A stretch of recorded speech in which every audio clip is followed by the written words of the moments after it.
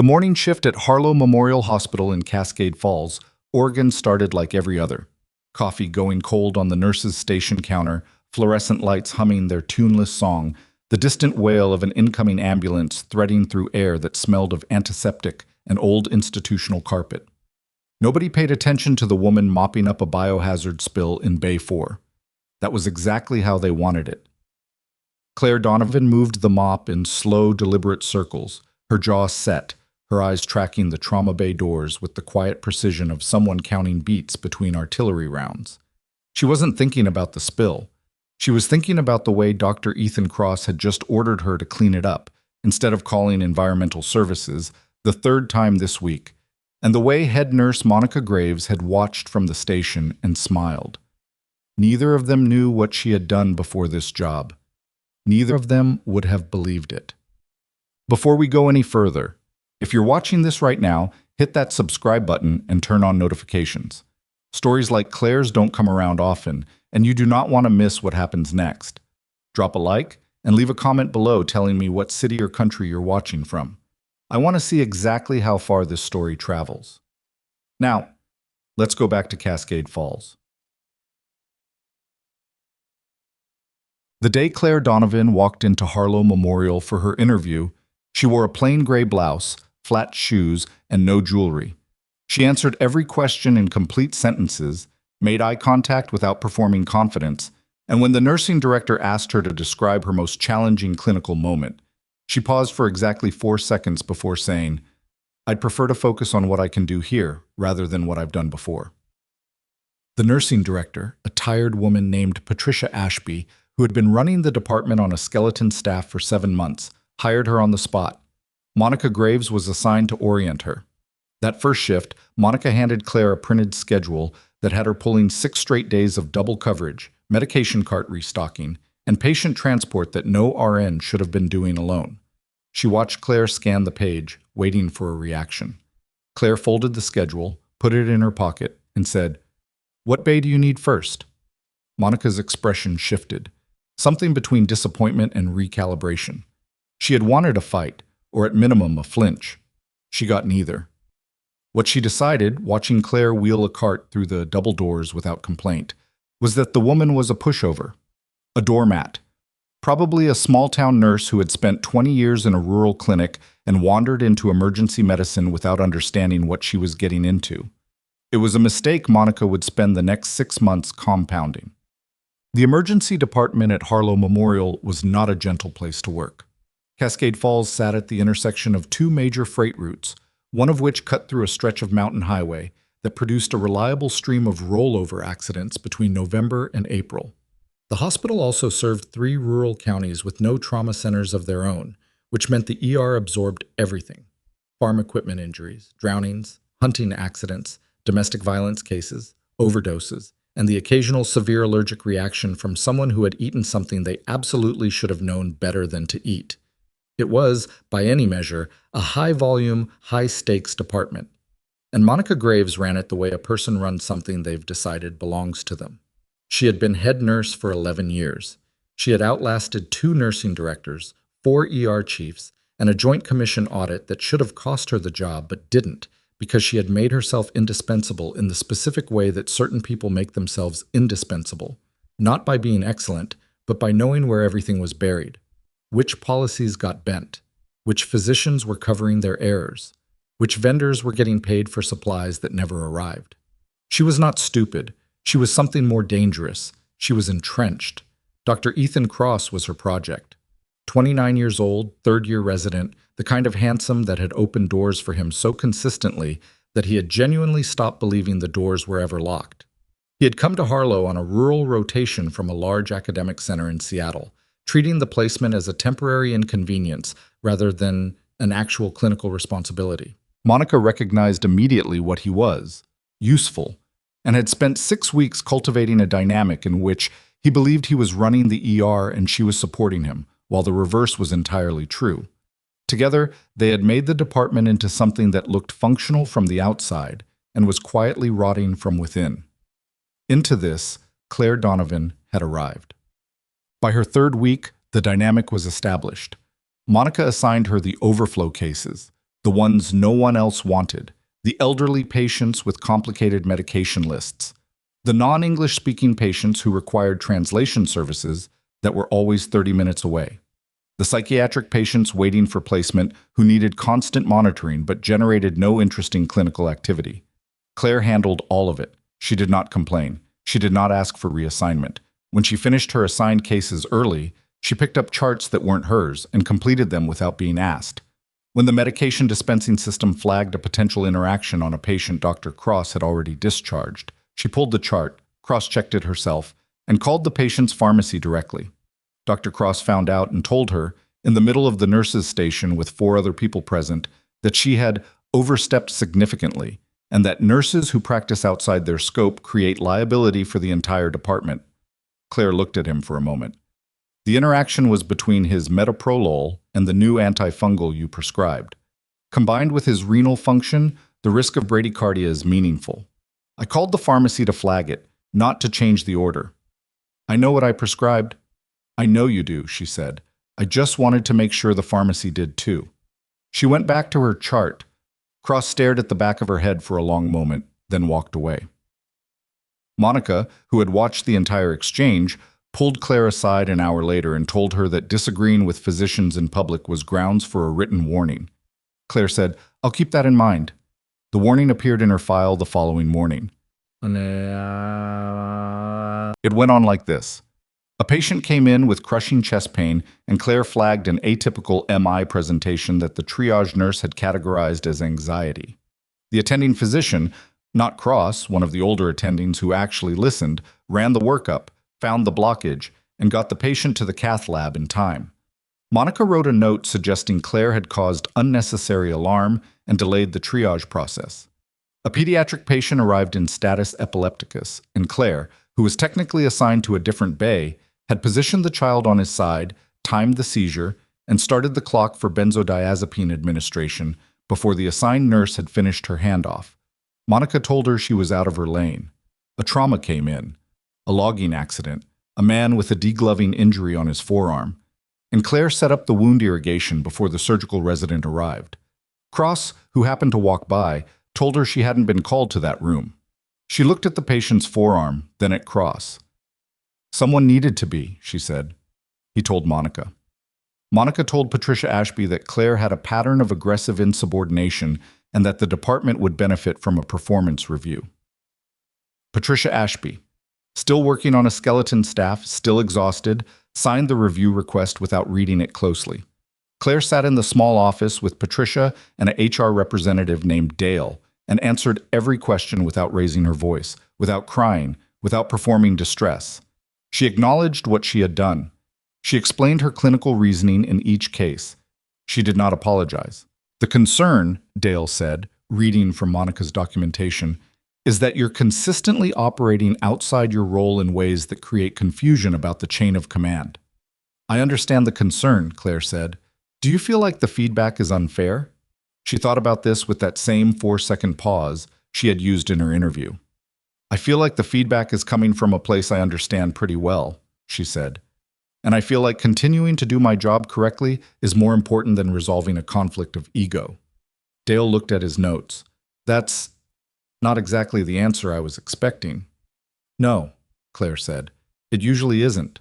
She was put on a 30-day monitoring period, which meant Monica had someone watching her section of the department for most of her shifts. She did her job. The watcher had nothing to report. Monica's frustration increased in direct proportion to Claire's composure, which was, if anyone had been paying attention, exactly the wrong response to someone like Claire Donovan. Because composed was not the same as passive, and patience was not the same as weakness. And the kind of person who had once spent 11 months forward, deployed in conditions that broke people in both directions, had a very different relationship with sustained discomfort than anyone at Harlow Memorial could have imagined. The night everything changed, Claire was 40 minutes from the end of a 12-hour shift. She had been on since 7 in the morning.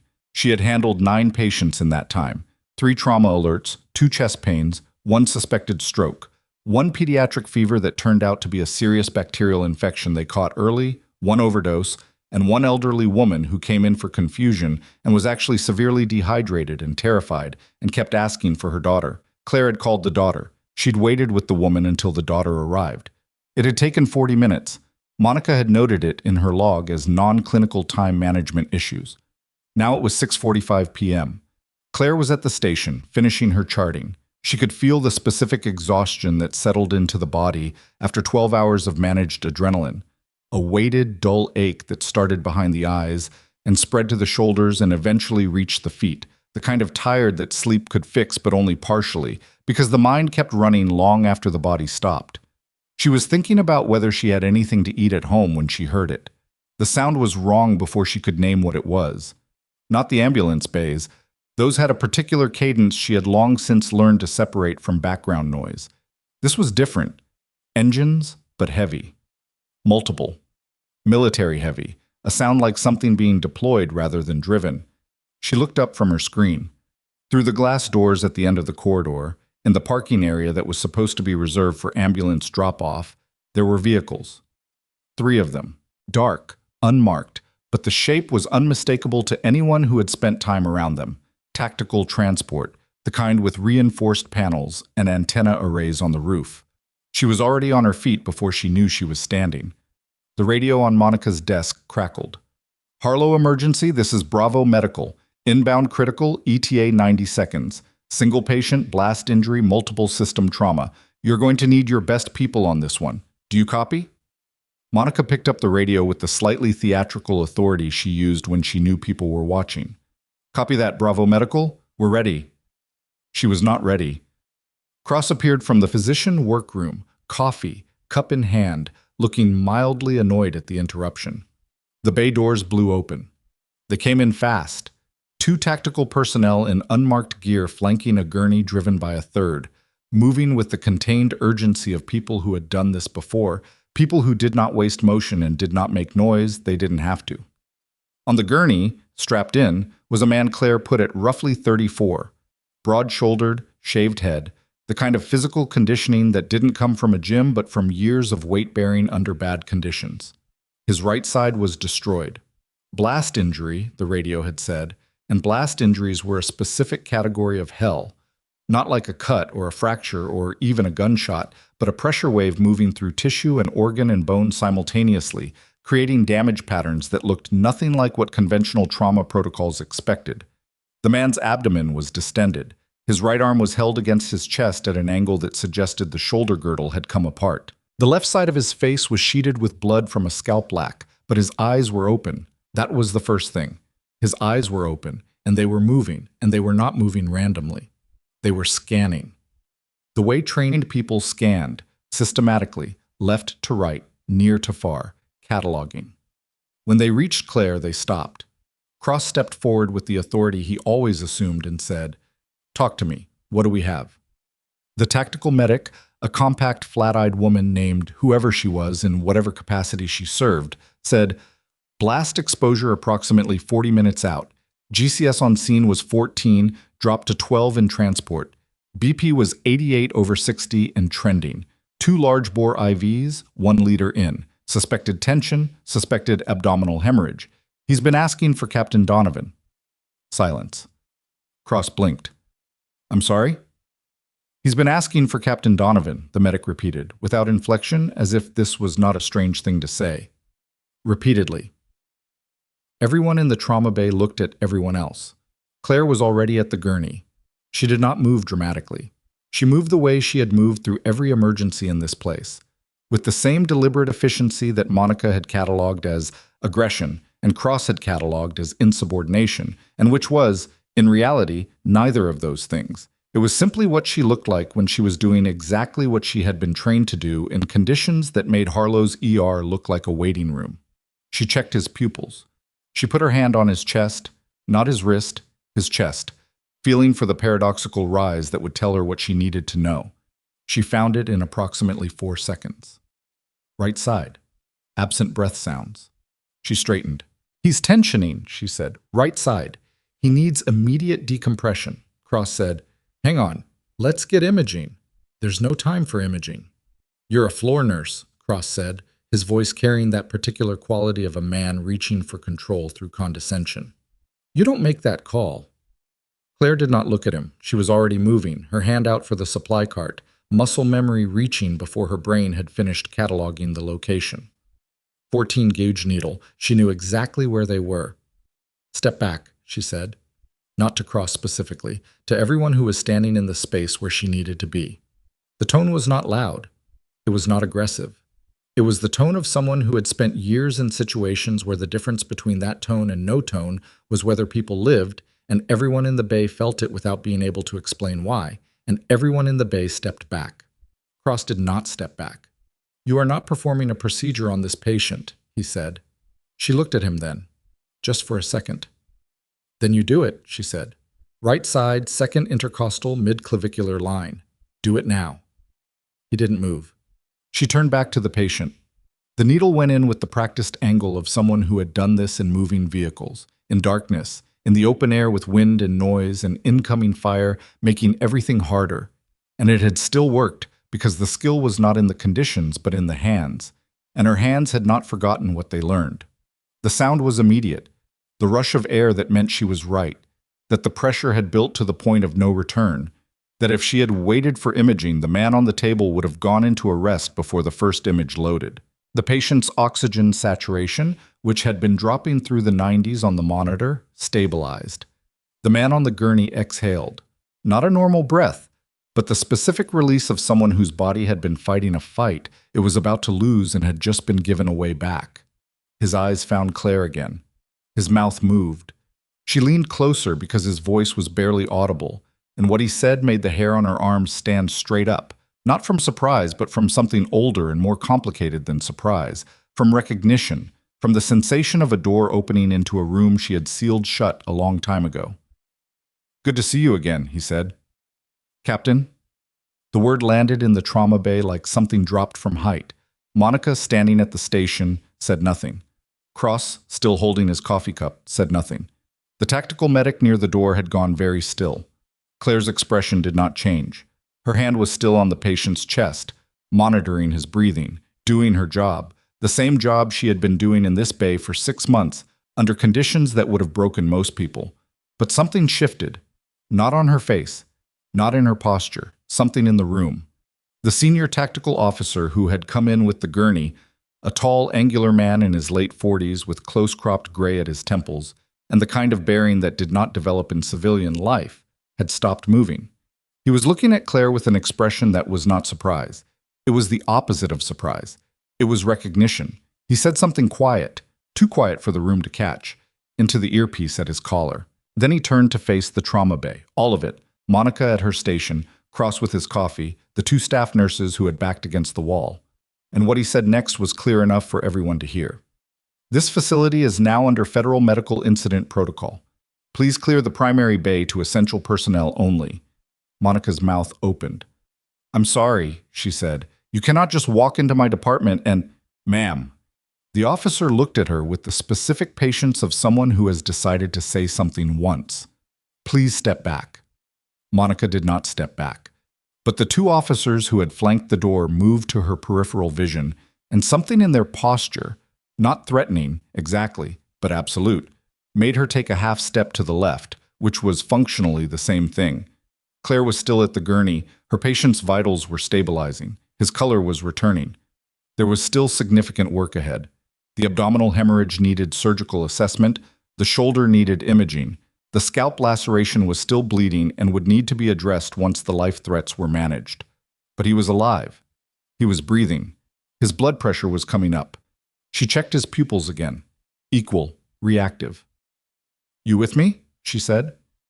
"Yeah," he said, and his voice was stronger than it had been 30 seconds ago. The specific quality of a person whose body has been given a chance it almost didn't get. "Yeah, I'm with you." "Good," she said. "Don't move your right arm." "Wasn't planning on it." "You're going to surgery for the abdominal bleed, probably within the hour." "Is it bad?" She looked at his abdomen. "It's manageable. Keep your breathing even." He almost smiled. Still terrible bedside manners. She said nothing to that, but something moved across her face. Too fast to name, too human to ignore. Behind her, Cross was saying something to Monica in a voice pitched low and urgent. The two of them recalibrating in the way people recalibrate when something has happened that they don't yet understand but already sense is going to be a problem for them specifically. The federal officer was on his radio again. And somewhere outside the glass doors of Harlow Memorial Hospital, in the parking area that was supposed to be for ambulances, the three dark vehicles sat with their engines running, waiting. The engines kept running outside.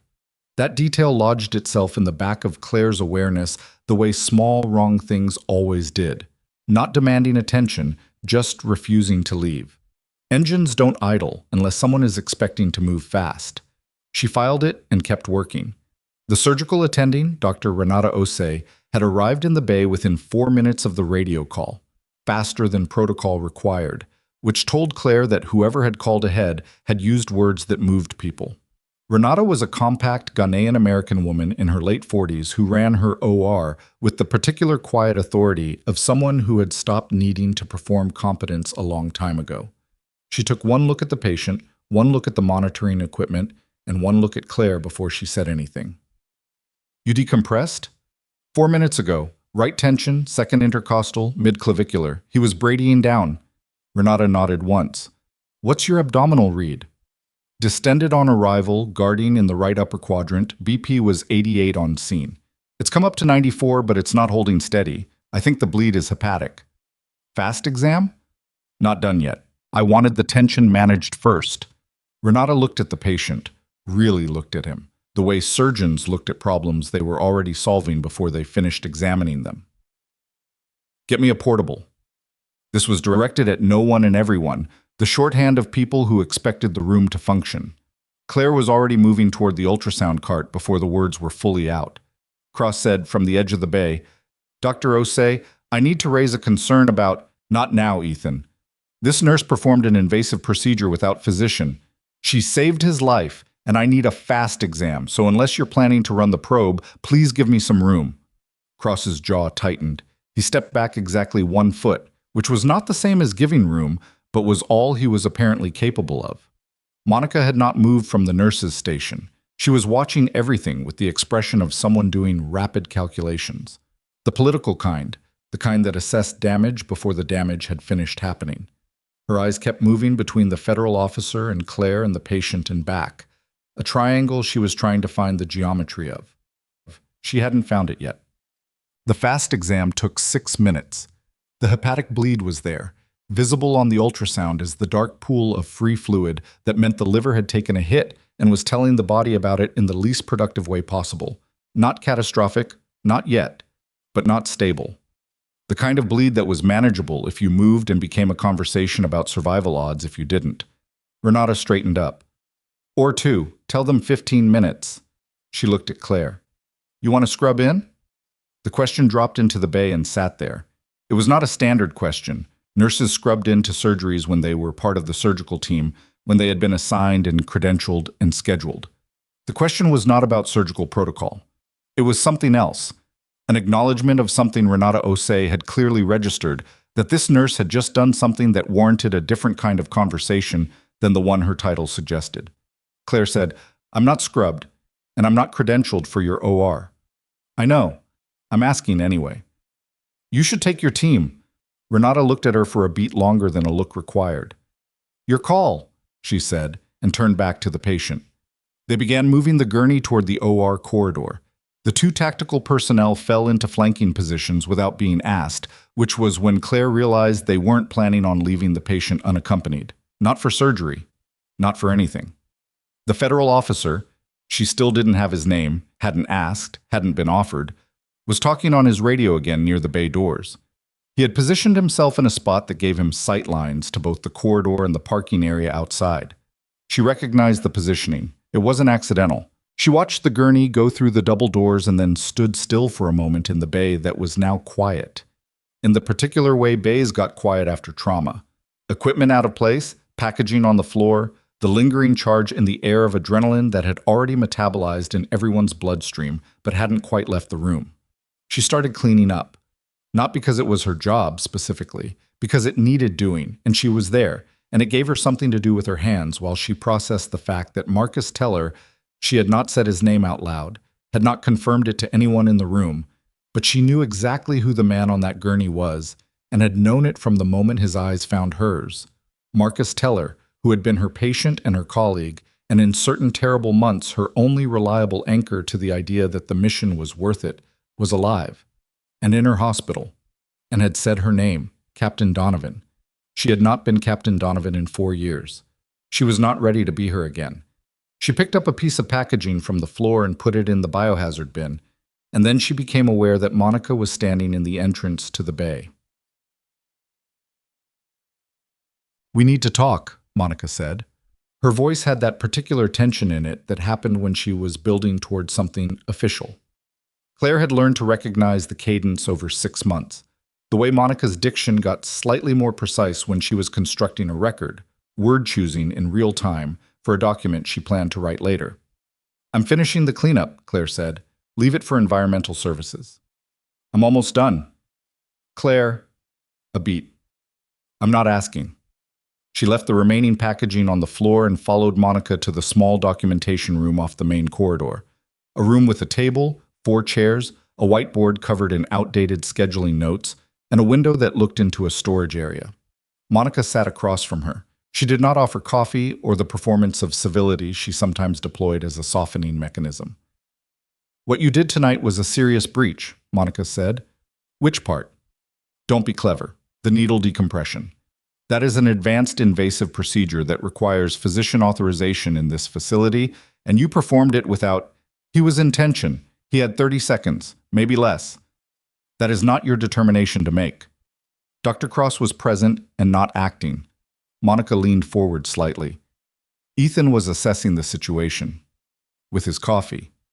"Do not—" Monica stopped. Recalibrated. Her voice dropped back into the documentation register. "You performed an invasive procedure on a federal patient without authorization in front of federal personnel in a way that creates significant liability for this hospital. I need you to understand the seriousness of that." Claire looked at her. She thought about 11 months forward deployed in conditions. Monica Graves could not imagine in the abstract and would not survive in practice.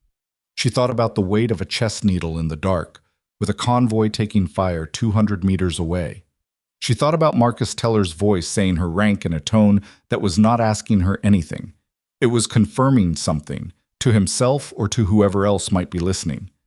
She thought about how tired she was, in ways that had nothing to do with the shift. "I understand," she said. "I'm going to need a written account of everything that happened in that bay tonight. Every action you took, every decision point." "Okay." Monica studied her. "You're not going to argue with me. I'm not going to argue with you. That's—" Monica paused. "Fine. You'll have it to me by start of business tomorrow, and I'm placing you on administrative restriction pending review, which means you're not touching patients until this is resolved." "You can do that?" "I can absolutely do that." Claire nodded once. "Then I'll write the account. Can I go finish my shift?" Monica blinked. "Your shift is technically over. There are 2 patients in Bay 3 and Bay 7 who I need to hand off properly." A pause. "Fine. 30 minutes. Then you're out." She spent the 30 minutes doing exactly what she said she was going to do. Proper handoffs, documentation current, nothing left open that would create work for the oncoming nurse. She flagged 1 patient for a repeat potassium check in 2 hours. She made sure the other one had a confirmed family contact logged because the man was 63 and alone, and the kind of alone that felt deliberate in a way that sometimes meant things. She was pulling on her jacket at the locker room when she became aware that the federal officer was in the corridor. Not waiting for her specifically, or at least he would not have described it that way.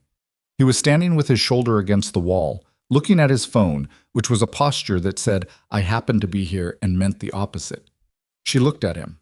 He looked up. "Colonel Raymond Fitch," he said. "Defense Intelligence." She did not fill the silence. "We've met," he said.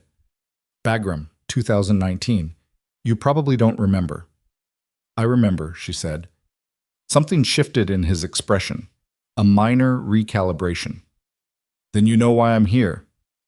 "I know why Teller is here. I don't know why you're in my hospital's corridor." "Your hospital," he said, and there was something in the repetition that was not unkind, more like noting the distance between a word and a reality. "We have a situation." "You have a situation. I have a restriction pending administrative review. He looked at her for a long moment. Is that what you think is happening right now? It's what my head nurse told me 40 minutes ago. Your head nurse? He said it the way people said things they found genuinely interesting in the category of things they found incorrect. Ms. Graves. Yes. He put his phone in his pocket. Captain, I'm not a captain anymore. No, he agreed. You're a registered nurse at a regional hospital in Cascade Falls, Oregon, and a man whose life you saved tonight is in surgery, and your head nurse is in her office right now filing a formal complaint against you with hospital administration. He said it plainly, without drama. Just information. Claire pulled her jacket closed and zipped it. Then I'll deal with that in the morning, she said. There's something you should know before morning. She waited. Teller wasn't on a random operation. The mission that injured him was part of an active federal investigation. The target was a domestic arms network that has been moving restricted weapons components through 3 states, one of which is Oregon. The network has reach, he paused. Institutional reach. She looked at him. What does that have to do with me? Possibly nothing, he said. Probably nothing, but Teller asked for you by name on the scene, and Teller doesn't ask for things without reasons, and we'd like to understand why before anything else happens. He knows me, she said. We served together. That's the reason. I know that's the reason, Fitch said. I'm asking about the timing.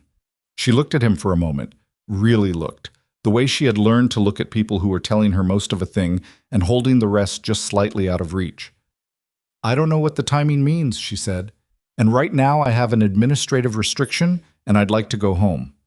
He nodded once, slowly, like someone accepting the terms of something they hadn't agreed to. I'll be in the building, he said. I figured, she said. She did not sleep well. This was not unusual for her. She had not slept well in 4 years, and before that she had slept in conditions that trained the brain to treat rest as a tactical pause rather than a biological necessity, which was the kind of adaptation that never fully reversed itself. But this was worse than the normal bad. She lay in her apartment 3 miles from the hospital and stared at the ceiling and thought about Marcus Teller, who had been 26 years old when she first worked with him and was the best trauma patient she had ever managed in the field, not because his injuries were minor, but because he had an almost unnatural capacity for staying calm and functional under conditions that should have produced panic, which she had attributed at the time to training and later come to understand was just him, just who he was. She thought about the word captain coming out of his mouth in a trauma bay in Oregon. She thought about Monica's face doing that calculation. She thought about the arms network Fitch had mentioned with the careful neutrality of someone naming something they wanted her to think about without appearing to tell her to think about it. She got up at 5:30, made coffee, and sat at her kitchen table with a legal pad and wrote the account Monica had requested. All of it. The moment she heard the vehicles, the moment she saw the patient, the clinical assessment, the decision point, the procedure, the outcome. She wrote it with the precision she had used to write incident reports in the field, which meant no hedging and no performance and no apology. She signed it. Then she got dressed and drove to the hospital. Harlow Memorial at 6:45 in the morning had a different texture than it did at any other time. The night shift fraying at its edges, the day shift not quite assembled, a brief window in which the building seemed to exist between states. The lobby had 2 people in it, a man sleeping in a corner chair with a jacket over his face, and a security guard who nodded at Claire without looking up from his phone. She went to the nursing director's office and slid the written account under the door. Then she went to the OR recovery unit. She told herself she was checking on a patient. She was, technically, checking on a patient. It was also true that she had no current authority to be checking on this patient, and that Monica's administrative restriction included patient contact, which she was about to violate. She noted this and kept walking. The recovery unit was guarded, not visibly guarded. There was no one standing with a weapon outside the door, but one of the tactical personnel from the night before was seated in the hallway in civilian clothing, reading a magazine. He was not reading, and when she came around the corner, he looked up and the magazine stopped moving and his eyes made a very specific assessment of her in approximately 1 second. Then he relaxed. Nurse Donovan, he said, which was interesting because she had not given him her name. How is he, she said. Out of surgery 2 hours ago. Stable. Hepatic bleed? Repaired. Shoulder's going to need follow-up, but they pinned it for now. He paused. He's been asking about you. She nodded. I need 5 minutes. The man looked at her for a moment, then stood, knocked twice on the door behind him, and said something she couldn't quite hear. A muffled response from inside. He stepped aside. She went in. Teller was propped at 30 degrees, which was probably as upright as he was getting for the next 24 hours. He was pale under his normal color, and there was the specific stillness of someone whose body was marshaling every resource it had toward a single internal project, but his eyes were clear, alert. The eyes of someone who had woken up from surgery and immediately started assessing instead of drifting. He looked at her and said, without preamble, "You cut it close." "You got here late," she said. "Fair enough." He shifted, winced, stopped shifting. "You look different." 4 years will do that. Not bad different, just... He seemed to be choosing words with care, which was not like the Teller she remembered, who chose words the way he chose most things, quickly and with commitment. Like someone turned something down, the volume. She pulled the chair next to his bed and sat in it. "What are you doing here, Marcus?" Not a question, a statement that required answering. "I got blown up in an industrial yard 12 miles outside of Cascade Falls," he said. "So technically I'm here because it's the closest trauma center. The closest trauma center to a classified operation running 12 miles from my hospital." "Is that where you're working?" He said it as if this was news. She knew it wasn't.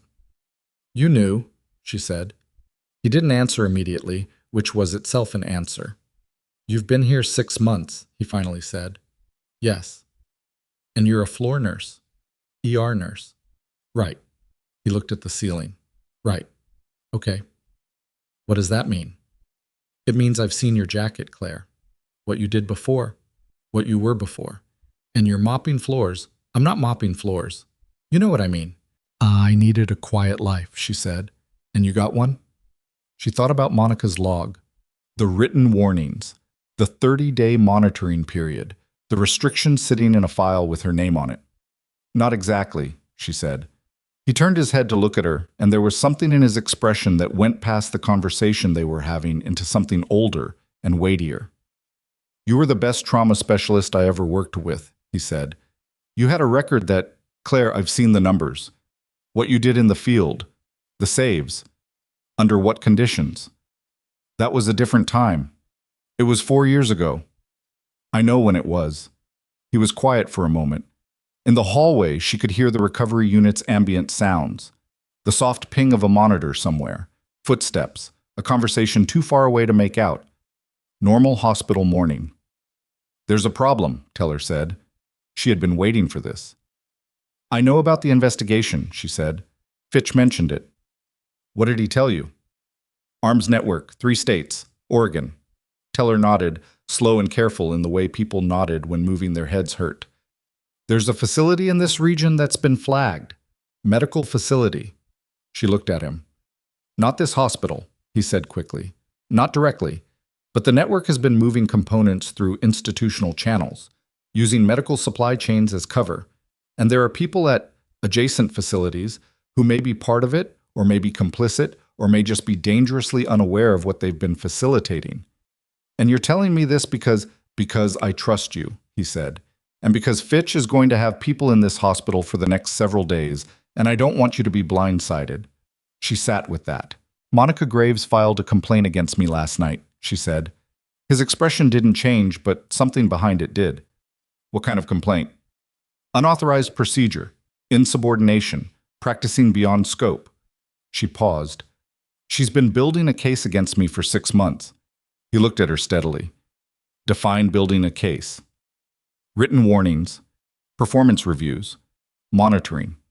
The kind of sustained administrative pressure that's supposed to make people quit or perform badly enough to get fired." The room was quiet. "And you stayed," he said.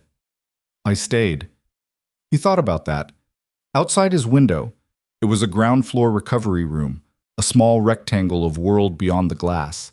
The morning light was coming up thin and gray through the clouds that always sat over Cascade Falls this time of year. An orderly was crossing the parking area with a cart. A normal morning existing on the other side of a pane of glass, from a conversation that was not normal at all. "I need you to be careful," Teller said finally. "I'm always careful." No, he said. You're competent. Those are different things. Competent people don't always see the political angles until the angles are already cutting. She wanted to say she was more than competent, and she had been more than careful, and she had spent 6 months exercising a degree of restraint that most people in her situation would not have managed. But saying it felt like the wrong direction, so instead she said, I'll watch myself.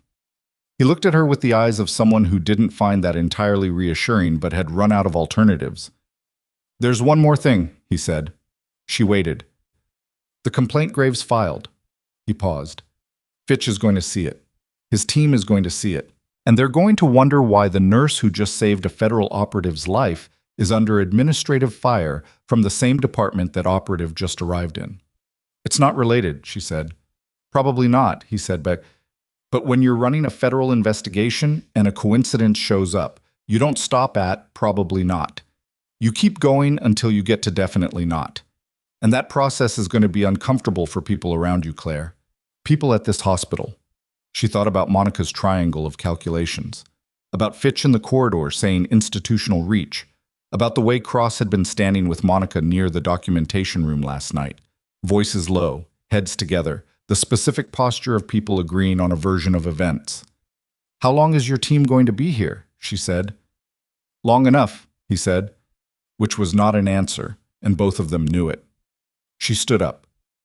Get some rest, she said. You had a hepatic repair 6 hours ago. I know what I had. Then act like it. He almost smiled again. That same quality from the trauma bay, the slight curve of it, the recognition in it. There she is, he said quietly, almost to himself. She didn't answer that. She picked up her bag and walked to the door, and as she reached for the handle, she heard him say her name. Her actual name, not the rank. In the way people said names when they were filing something in a category they intended to return to. She looked back. Don't let them push you out, he said.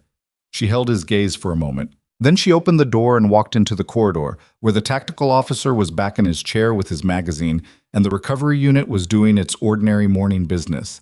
And somewhere in the administrative wing of Harlow Memorial Hospital, a complaint with her name on it was sitting in an inbox, waiting for someone to open it and decide what it meant. She was 3 steps from the elevator when her phone buzzed. Text from an internal hospital number she didn't recognize. Administrative hearing, conference room B, 8 a.m. Attendance mandatory. She looked at the time. It was 6:59. She had 61 minutes. She put the phone in her pocket and pressed the elevator button. And while she waited, she thought about all the things she had not said to Marcus Teller. That she had not left the army because she wanted a quiet life, exactly. Or not only that, that there had been a specific incident in the last month of her deployment that she had reported through channels and watched disappear into the machinery of institutional silence, and that the silence had told her something about what institutions were and weren't, and that this information had fundamentally changed the calculation for her of whether the life she had been living was the life she wanted. She thought about Monica Graves saying, I can absolutely do that. She thought about Colonel Fitch saying institutional reach. The elevator opened. She stepped in. The doors closed on the corridor behind her, on the recovery unit, on Marcus Teller lying in a hospital bed with a repaired liver and a pinned shoulder and information she didn't have. And as the elevator began to move, she felt, for the first time in 6 months, maybe longer, the particular realignment that happened when scattered things began to resolve into a shape. She didn't know yet what the shape was, but it was forming. And somewhere in conference room B, Monica Graves and Ethan Cross were already seated, already rehearsed, already certain they knew how this morning was going to go. They were wrong about that. They just didn't know it yet. The elevator opened on the 2nd floor and Claire walked out into a corridor that was already more awake than it should have been at 7 in the morning. She noticed the details the way she always noticed details. Not consciously cataloging them, but absorbing them, the way a body absorbs temperature. 2 nurses she didn't recognize standing near the station with their heads together, talking in the low register of people discussing something that wasn't clinical. A hospital administrator she had seen exactly twice in 6 months, a man named Gerald Foss, who ran operations and generally appeared only when something had gone wrong at a level that required his specific brand of worried competence, walking toward conference room B with a folder under his arm and his jaw set. The door to Patricia Ashby's office, which was always closed at this hour, standing open. She stopped at the water fountain, drank, and used the 8 seconds it took to do a slower scan of the corridor. Fitch was not visible. His people were not visible. But there was a man in business casual near the stairwell exit who was holding a coffee cup he hadn't touched, and whose eyes moved in the specific pattern of someone maintaining peripheral coverage. She straightened up and walked toward conference room B. The room held 6 people when she arrived, which was 4 more than she had expected. Monica was seated on the left side of the conference table, composed in the way that required preparation. She had been here long enough to have arranged herself. Cross was beside her, in his white coat despite it being before rounds, which told Claire he had decided the coat was armor this morning. Gerald Foss sat at the head of the table with his folder, flanked by the HR representative Dale, who looked like he had been called in early and was processing that fact. Patricia Ashby was in the corner chair, not at the table, which was a spatial choice that said something about where she felt she stood in this room. And at the far end, in a chair that was technically outside the table arrangement, slightly apart, slightly angled, was Colonel Raymond Fitch. Monica saw Claire notice Fitch, and something moved across her face. Not surprise. The recalibration she was becoming known for, the rapid internal adjustment. "Ms. Donovan," Gerald Foss said, "please sit down." She sat. Foss opened his folder. He was 60, silver-haired, the kind of administrator who had survived long enough in institutional medicine to have developed a specific manner, careful, procedural, not unkind but not warm, the manner of someone who had learned that warmth created liability. "We're here this morning because of events that occurred in the emergency department last night. I want to be clear that this is an information gathering process, not a disciplinary hearing at this stage." Monica's expression suggested she had expected something further along than information gathering. "Ms. Donovan," Foss continued, "I've received the written account you submitted this morning. I've also received a formal complaint from head nurse Graves and a separate statement from Dr. Cross. Colonel Fitch has requested to be present in a liaison capacity. Everyone understand why we're here?" A general murmur of assent around the table. Cross said, "I want to be clear up front that what happened in that bay last night was a serious departure from protocol, and I think the seriousness of it is being—" "We'll get there," Foss said, not unkindly but completely. Cross stopped. "Ms. Donovan." Foss looked at her. "Walk me through the sequence from the moment the patient arrived." She walked him through it. Same precision as the written account, same absence of hedging. She described the patient's presentation, her assessment, the clinical indicators for tension pneumothorax, the decision point, the procedure. She described Cross's position in the bay and his instruction not to proceed, and she described why she had proceeded anyway. She did not apologize. When she finished, Foss made a note. "Dr. Cross, your account describes this differently." Cross had clearly rehearsed. "What I observed was a nurse who had already decided what she was going to do before any physician had completed an assessment. She moved to the supply cart before I had finished my initial evaluation. She inserted a needle into a federal patient without consent, without physician order, and without— The patient was unconscious when I decompressed," Claire said. "He was altered, not unconscious. His GCS was 11 on arrival, he was hemodynamically compromised, and the clinical picture was unambiguous. Consent under emergency exception is standard." Cross turned to Foss. "This is what she does. She interrupts, she overrides, she makes unilateral decisions, and then justifies them after." "And yet," Fitch said from his end of the table, speaking for the first time, "the patient is alive." The room recalibrated around that sentence. Fitch had not raised his voice. He had not leaned forward or deployed any of the signals that people used when they wanted their words to carry weight. He'd simply spoken the sentence into the room the way you'd report a weather condition. Cross said, "With respect, Colonel, the medical and legal—" "I'm not making a legal argument," Fitch said. "I'm making an observation.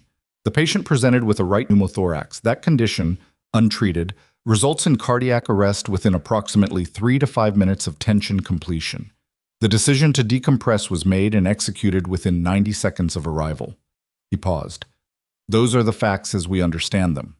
Monica said, "With respect, there are protocols in place for exactly these situations, and those protocols exist because—" "Ms. Graves." Fitch looked at her, and whatever he put into that look stopped her mid-sentence. It wasn't aggressive. It was something quieter and less negotiable. "I'd like to ask you something." Monica straightened slightly. In your 6 months of working alongside Ms. Donovan, have you at any point inquired about her clinical background? A short pause. We reviewed her credentials during onboarding. Her nursing credentials. Yes. Did you inquire about anything prior to her nursing career? She listed previous employment as, did you inquire, he said again, with the same measured cadence, about anything prior to her nursing career? Monica looked at Foss. I'm not sure what that has to do with. It may have a great deal to do with everything, Fitch said. That's what I'm trying to establish. The room that followed that exchange was not comfortable for anyone, and it was least comfortable for Monica, who had spent 6 months constructing a version of Claire Donovan that was useful to her. The overstepping, underqualified, insubordinate nurse who needed to be managed and eventually removed. That version had worked because no one had looked behind it, because Claire had not offered anything behind it, and because the institution, which rewarded the kind of maneuvering Monica excelled at, had not required anyone to look. Fitch placed a manila folder on the table and did not open it yet. Before we continue this conversation, he said, I'd like to provide some context that I believe is relevant to assessing the events of last night. Foss nodded. Fitch opened the folder. He did not pass it around. He looked at what was inside it and then looked at the room. Claire Donovan served in the United States Army for 9 years, separating at the rank of captain. Her specialization was combat trauma. She was attached to special operations units in 3 separate theaters of deployment. Her record includes 23 documented saves under active fire conditions. Documented, which means witnessed, verified, and entered into military record.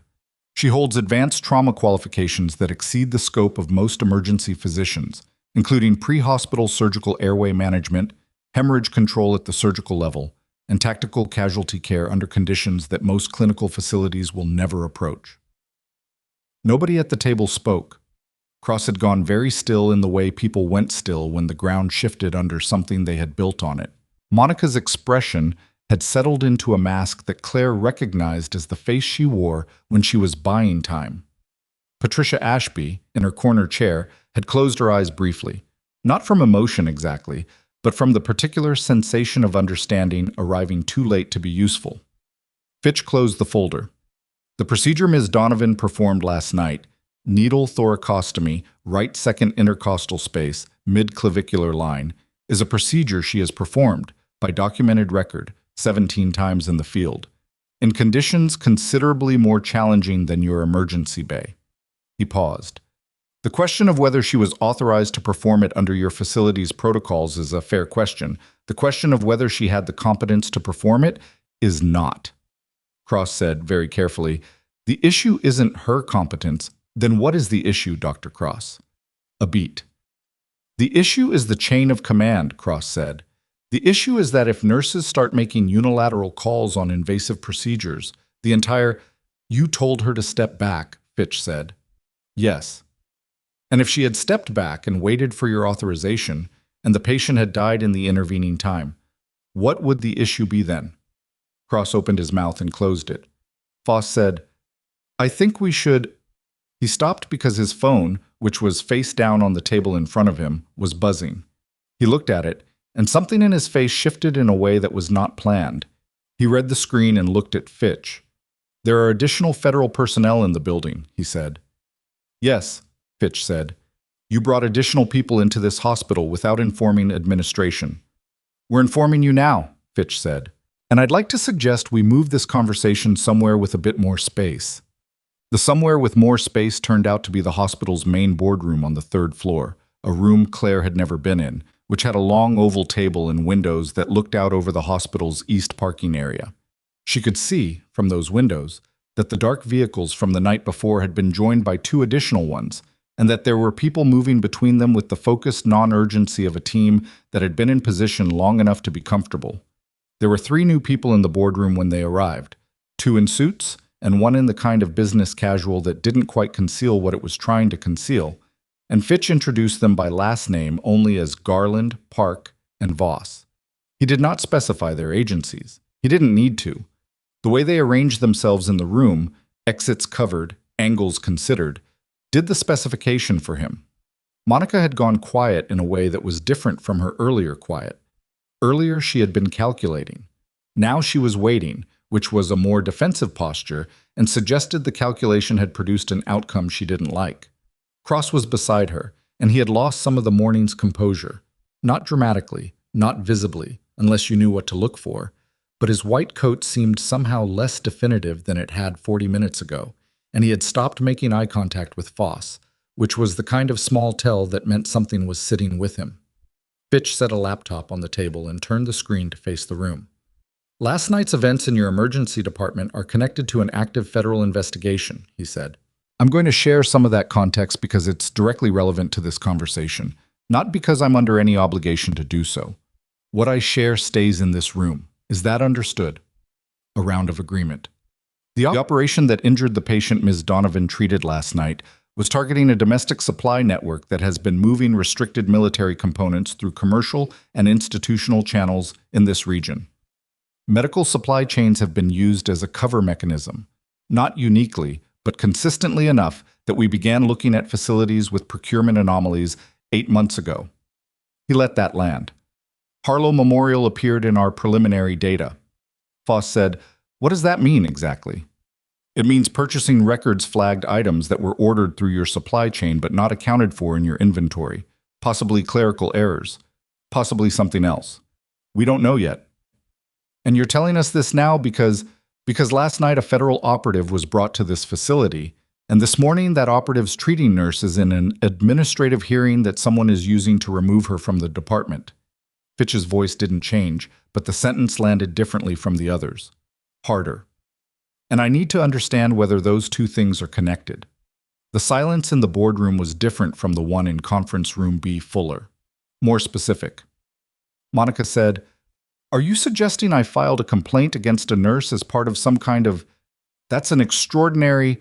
I'm not suggesting anything yet," Fitch said. "I'm explaining why I'm interested." Cross said nothing. His jaw was set in the look of someone performing calmness. Claire, who had not spoken since they'd moved rooms, was watching Monica, specifically watching her hands, which were flat on the table in front of her. Too flat, too deliberate, the stillness of conscious control. She thought about 6 months of written warnings and performance reviews. She thought about the day Monica had pulled the patient transport schedule and doubled Claire's non-clinical assignments the week after the potassium flag, which she had noted at the time as petty and was now filing in a different category. She thought about what Teller had said. Institutional reach. She didn't know.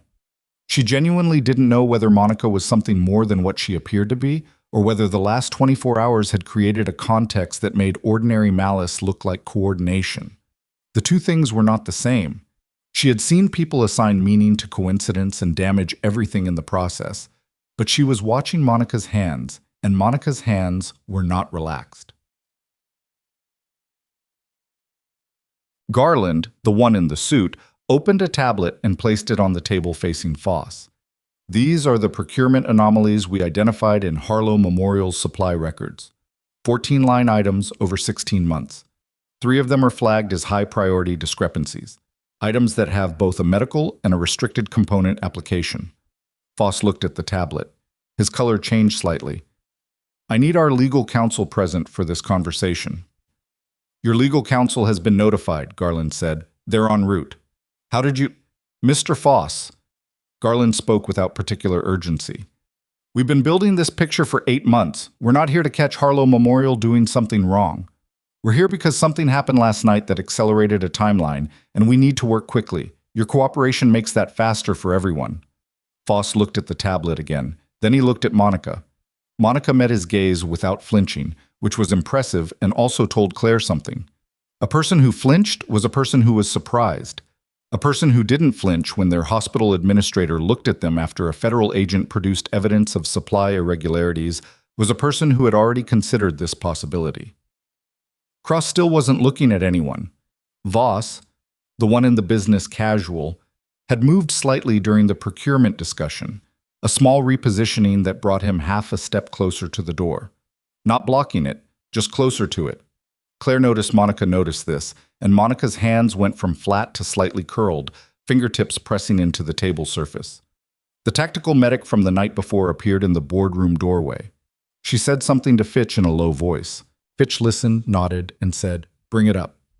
Then he looked at Claire. Miss Donovan, he said, I need you to step out for the next portion of this. She looked at him. Operational security, he said. It won't be long. She stood, and as she moved toward the door, Monica said, Why does she get to leave? If this is about last night, then she's as much a part of— Ms. Graves, Fitch said, I need you to remain seated. Something in the way he said it stopped Monica mid-sentence in a way that Monica was not accustomed to being stopped. She sat. Claire walked out. In the corridor outside the boardroom, the morning had accelerated into something she could feel rather than see. The hospital functioning at its ordinary volume, patients and staff, and the mechanical rhythms of a building that ran around the clock, all of it continuing regardless of what was happening in a third-floor boardroom. A nurse she recognized from the overnight shift passed her with a tired nod. A dietary aide pushed a cart of breakfast trays. Normal. All normal. The tactical medic fell into step beside her. Decker, the woman said. It took Claire a moment to understand it was a name. Sergeant Decker. I was on the scene with Teller last night. I remember, Claire said. He's been moved to a more secure recovery situation. I wanted you to know. Secure within the hospital? Yes. They walked in silence for a moment. Decker had the kind of physical economy that came from the same places Claire's did, and they matched pace without negotiating it, which was comfortable in the way that competence recognized competence. How bad was it? Claire said. The scene. Industrial facility outside of town. They had been using it for about 4 months. Teller's team came in on intelligence that turned out to be accurate but timed wrong. The network had accelerated their schedule. There were more people on site than projected. Casualties? 2 of Teller's team, minor. One on the other side that's currently in federal custody at an undisclosed medical facility. She paused. The facility itself was mostly dismantled by the time they got inside. Whatever they were running there, they knew someone was coming. Claire absorbed this. Leak. Possibly. Or decent operational security on their end. We don't know yet. Fitch thinks it's a leak. Decker didn't answer, which was an answer. They stopped at the end of the corridor near the window that looked out over the parking area and the dark vehicles sitting in it. Morning light was coming through properly now, gray-edged and thin, the Pacific Northwest version of a clear day. Can I ask you something? Claire said. You can ask. What do you actually know about the supply chain connection to this hospital? Decker was quiet for a moment. Enough to be here, she said. Not enough to have arrested anyone yet. Are you expecting to arrest someone? That's above my pay grade. You don't seem like someone who operates below their pay grade. Decker almost smiled. The procurement anomalies are real. What they mean is still being determined. The concern is that whoever has been running cover through institutional channels in this region is going to move quickly now that last night happened. They know we hit the facility. They know we have a survivor who can talk. Claire looked at the vehicles in the parking lot. Teller, she said. Yes. He's not just a patient here. He's a witness. He's both, Decker said, which is why he doesn't move without 2 of our people in the room. Something was assembling itself in Claire's understanding. The shape Teller had said was forming, which she had felt in the elevator, which was now becoming specific. The operation last night. The accelerated timeline. The network dismantling the facility before Teller's team arrived. The complaint filed against her this morning before anyone outside this hospital could establish what had happened. The timing of the complaint, Claire said. Decker looked at her. Monica filed it last night, within an hour of Teller arriving. She paused. I thought it was reactionary, something she was going to do anyway after the procedure, just moved up. And now? Now I'm thinking about what you said. They knew someone was coming. She looked at the parking lot. If someone inside this hospital was part of the supply chain operation, and Teller arrived here injured and asking for me by name, then an administrative complaint removing you from the department would also remove you from contact with the patient, Decker said. Yes. Is that what Fitch thinks? I don't speak for Colonel Fitch. But is it what you think? A pause. The dietary aide with the breakfast cart had reappeared at the far end of the corridor, moving unhurriedly toward the elevator. I think, Decker said carefully, that the timing is something we're looking at very seriously. Her radio clicked. She touched her earpiece. Then she looked at Claire with an expression that was not quite urgent, but was close enough to it. I need to go back upstairs, she said. What happened? Dr. Cross just asked to leave the building. Claire stared at her. He told Foss he had a personal emergency and needed to step out. He left the boardroom approximately 3 minutes ago. Decker's voice was measured, professional, but something underneath it had sharpened. Our people at the exterior have him on camera in the east parking lot. He's on his phone. Who's he calling? We don't know yet. Decker was already moving. Stay on this floor, please. She walked fast without appearing to walk fast. The particular gait of someone trained to cover ground without advertising urgency, and turned the corner toward the stairwell. Claire stood at the window. In the east parking lot below, she could see him. Ethan Cross in his white coat, pacing a small oval near the far end of a row of parked cars, his phone pressed to his ear, his free hand moving in the tight gestures of someone under pressure. She watched him. He made the call. She counted the duration by his posture, 30 seconds, 40, 45.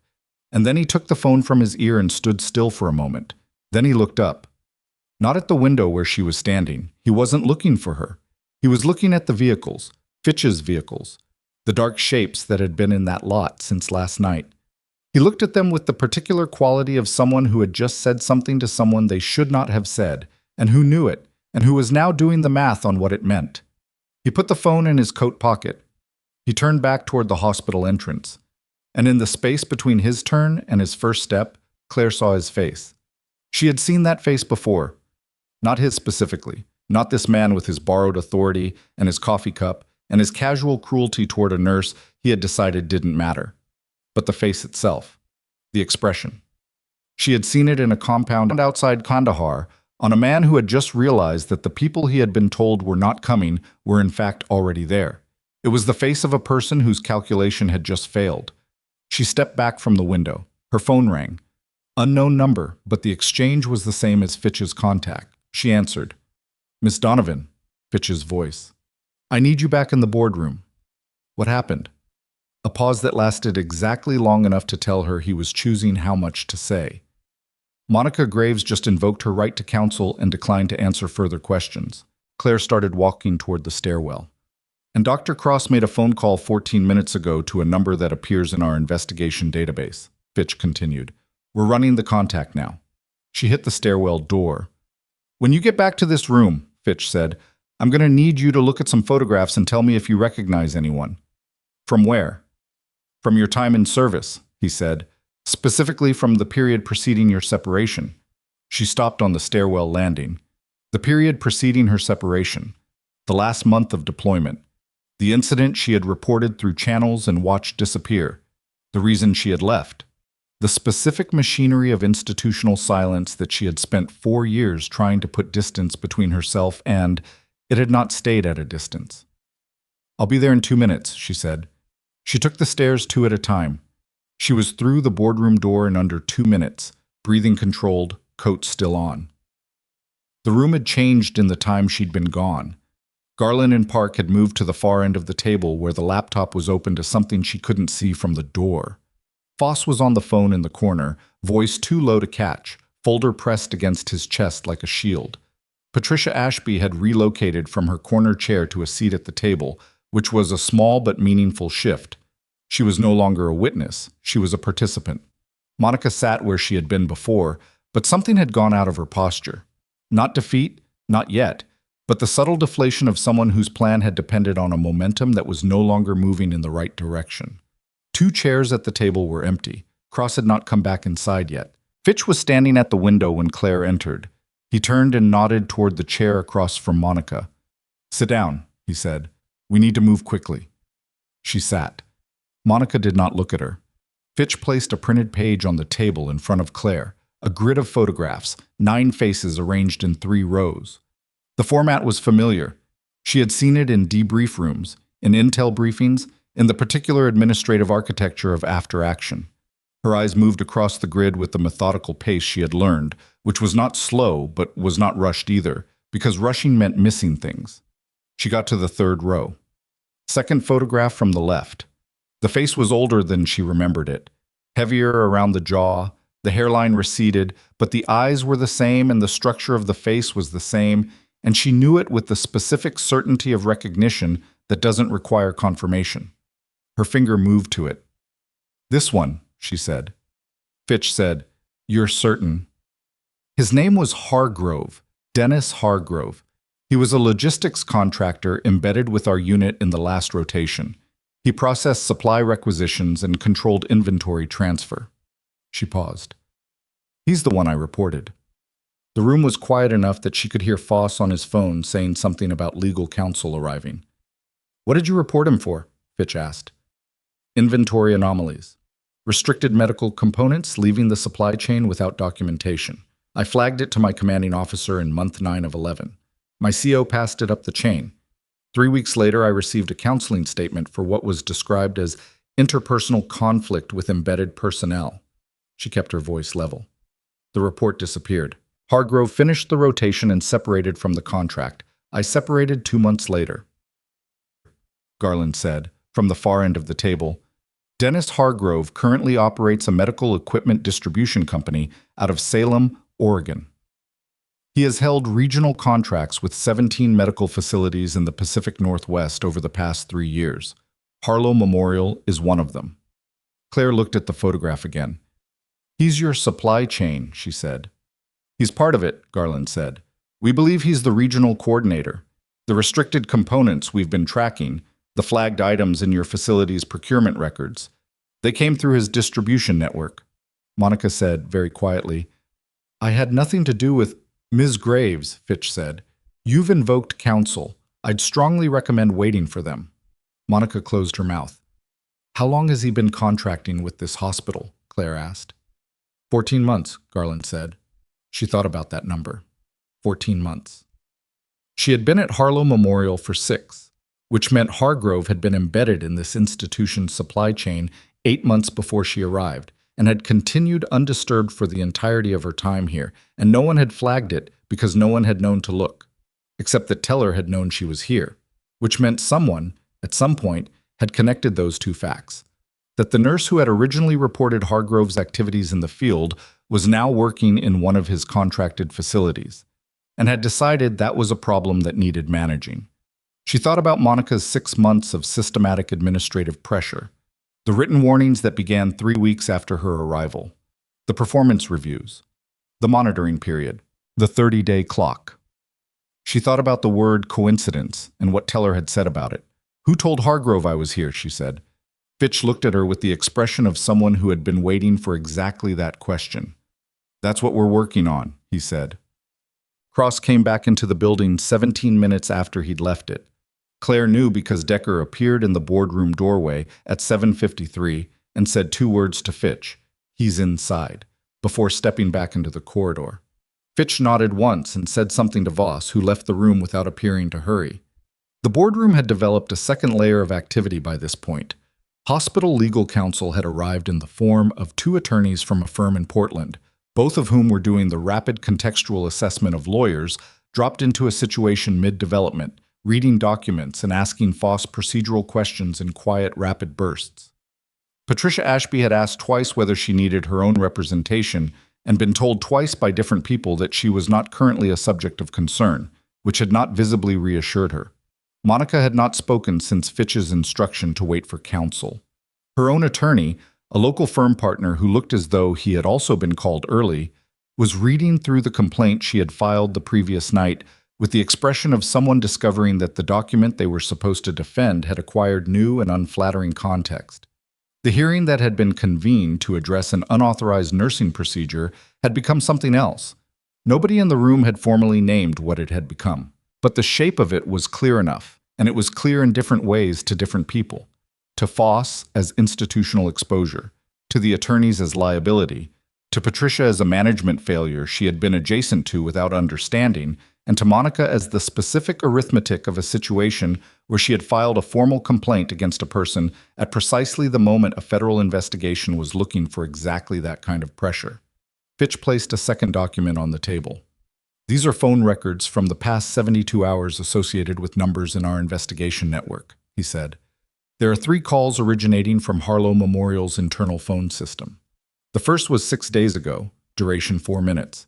The second was the night before last, 11 p.m., duration 8 minutes. The third, he paused, was placed from this building this morning at 7:31 a.m. to Dennis Hargrove's personal cell phone. 7:31 was 11 minutes after Cross had left the boardroom. Foss looked at the document. Then he looked at the empty chairs where Cross had been sitting. "Where's Dr. Cross right now?" he said.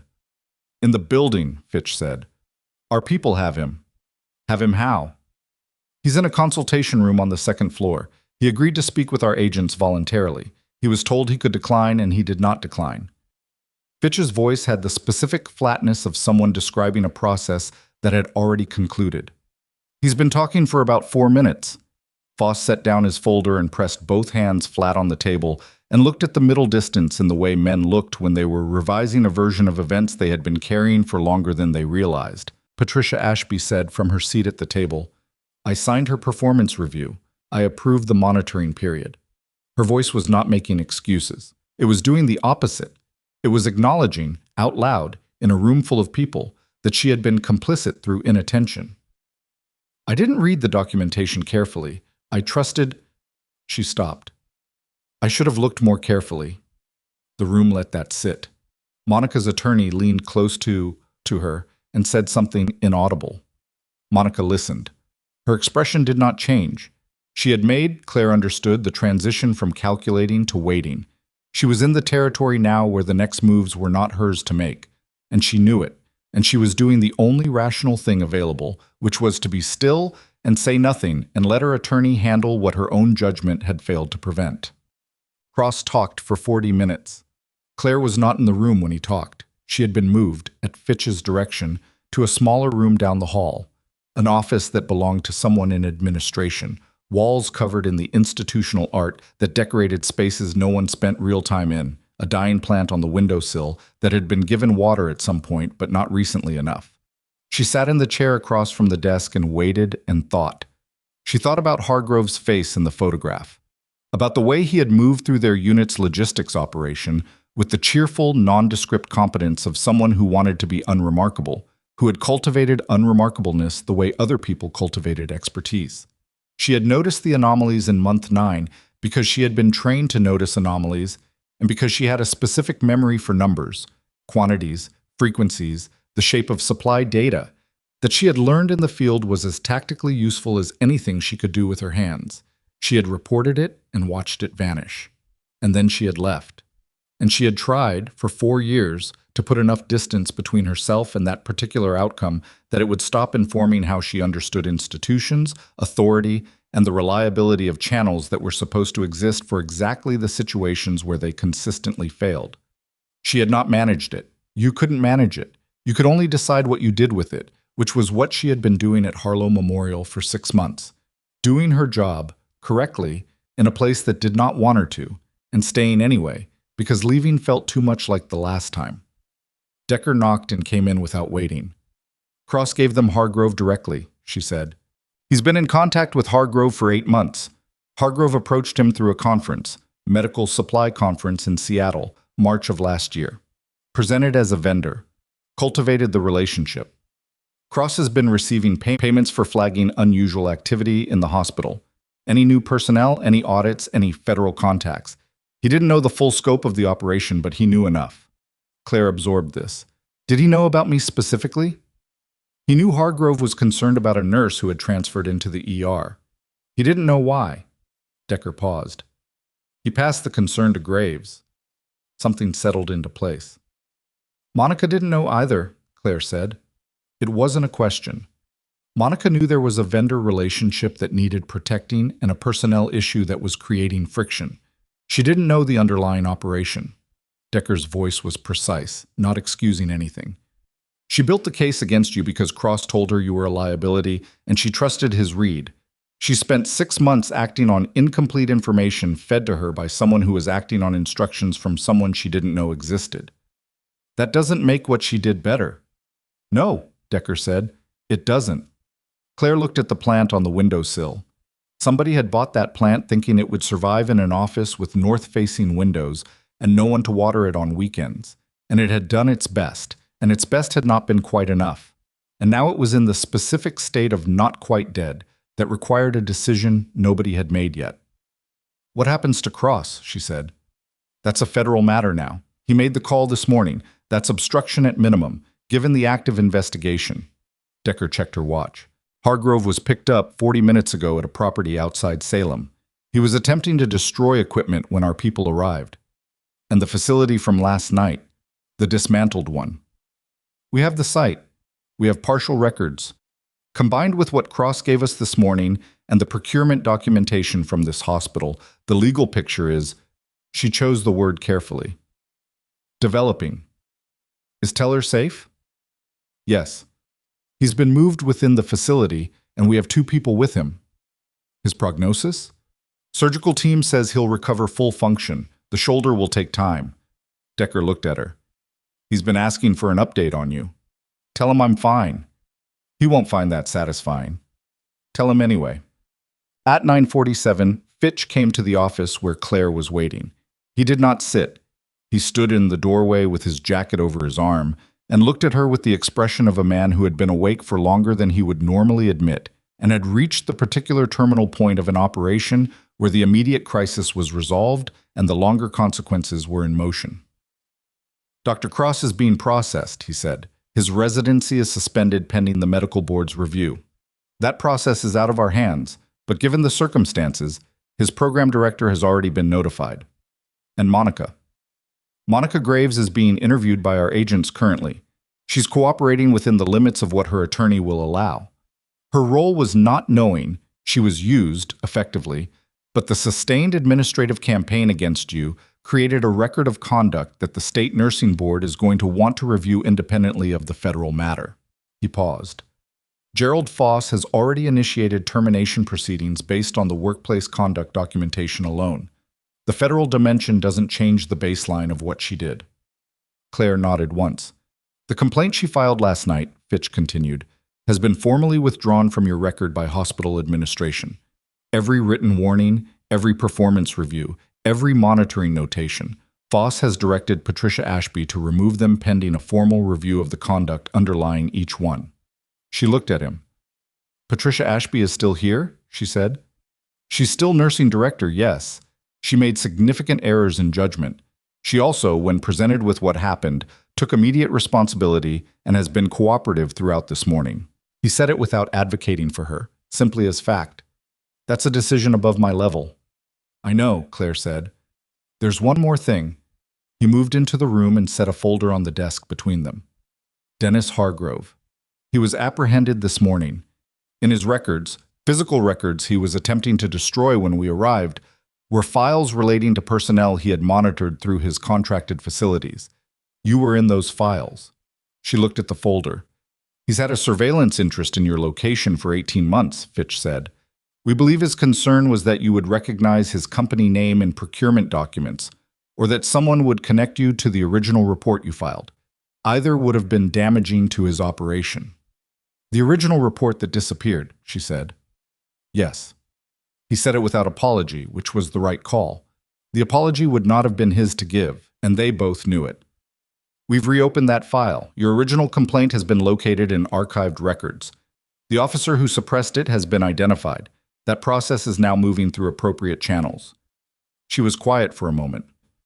4 years, she said. I know. I filed a correct report, through correct channels.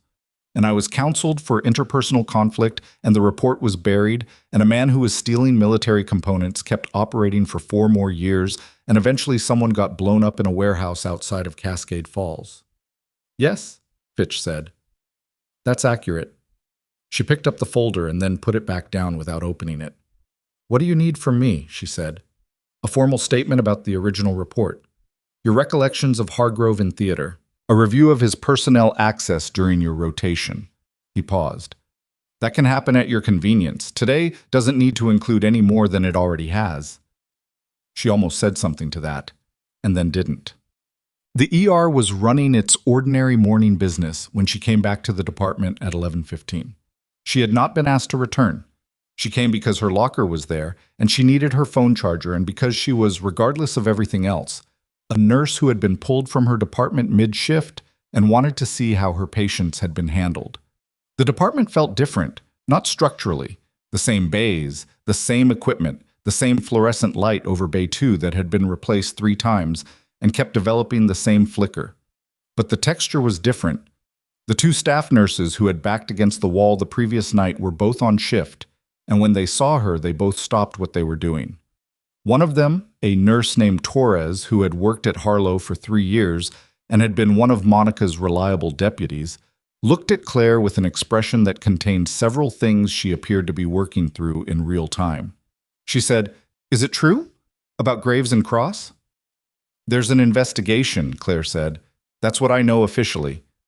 I heard Cross is being that there are federal—" "Torres." Claire kept her voice even. "What does Bay 1 look like right now?" Torres blinked. "Stable.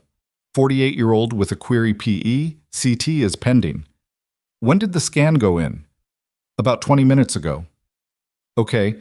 Let me know when results are back." She moved toward the locker room. Torres said behind her, "Donovan." She stopped. "I logged a complaint against you. Last month." Torres's voice had a quality that was not quite an apology. Not yet, maybe not capable of being one yet, but was adjacent to it. "Monica asked for staff input on the performance review, and I submitted something negative. I thought—" She stopped. "I didn't know everything I should have known." Claire turned around. "I know," she said. "I'm sorry." The apology landed in the small, specific way that honest apologies landed. Not erasing anything, not sufficient, but real. Claire recognized it as real. "We need to work together," Claire said. "However this shakes out administratively, we work together. Focus on that." Torres nodded. Something in her posture reorganized. Claire went to her locker, found the charger, and plugged her phone in. Stood in the quiet of the locker room for 90 seconds with her eyes closed.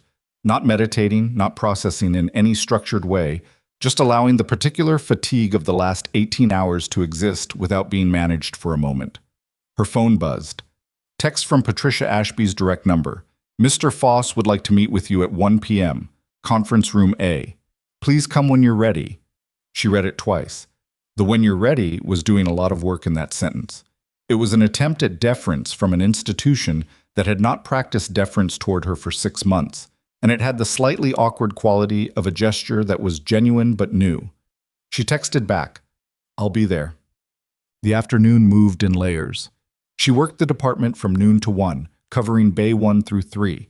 Because they were 2 nurses short, and the PE query had come back positive, and the attending needed support managing the anticoagulation protocol alongside 2 other acute cases. She did the work the way she had always done it, without announcement, without the performance of being noticed, the same fundamental quality that Monica had spent 6 months pathologizing as insubordination, and that was, in reality, just competence operating without ego. Torres worked beside her for 2 of those hours and said almost nothing, which was appropriate. There was nothing to say, not yet.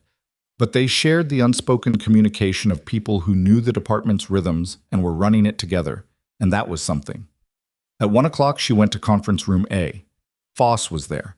Ashby was there. The hospital's legal counsel was there, and a woman Foss introduced as the Regional Director of Nursing Standards from the State Health Authority, which was a title that indicated the conversation had already moved beyond Harlow Memorial's internal administration. There was no Monica. There was no Cross. The chairs on that side of the table were empty in a way that was almost pointed. Foss said, "Ms. Donovan, I'll be direct. What happened in this hospital over the past 6 months represents a serious failure of institutional oversight.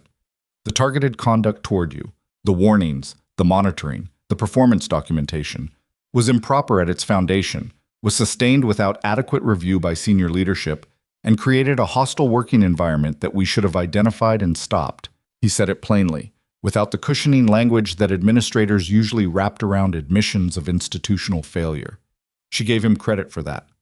"The complaint filed against you last night has been withdrawn. Your personnel file will be cleared. The State Nursing Authority will be reviewing the conduct of Monica Graves through their own process, independent of the federal matter." He paused. "And we would like to discuss your continued role here, at a level that actually reflects your qualifications." The Regional Director of Nursing Standards, a woman named Harrington who had spent the morning reviewing Claire's military service record along with everything else, said, "We've been looking at your trauma credentials. What you hold is not standard ER nursing scope. With appropriate clinical privileging at this facility and documentation of your advanced competencies, you would be practicing within your actual qualifications rather than well below them. Claire looked at her. That takes time. Some of it. Some of it is paperwork that recognizes what you already are. What role is Mr. Foss offering? Foss said, Interim Director of Emergency Nursing, while we conduct a proper department review, with the understanding that the position becomes permanent if the review period goes well and you want it. She sat with that.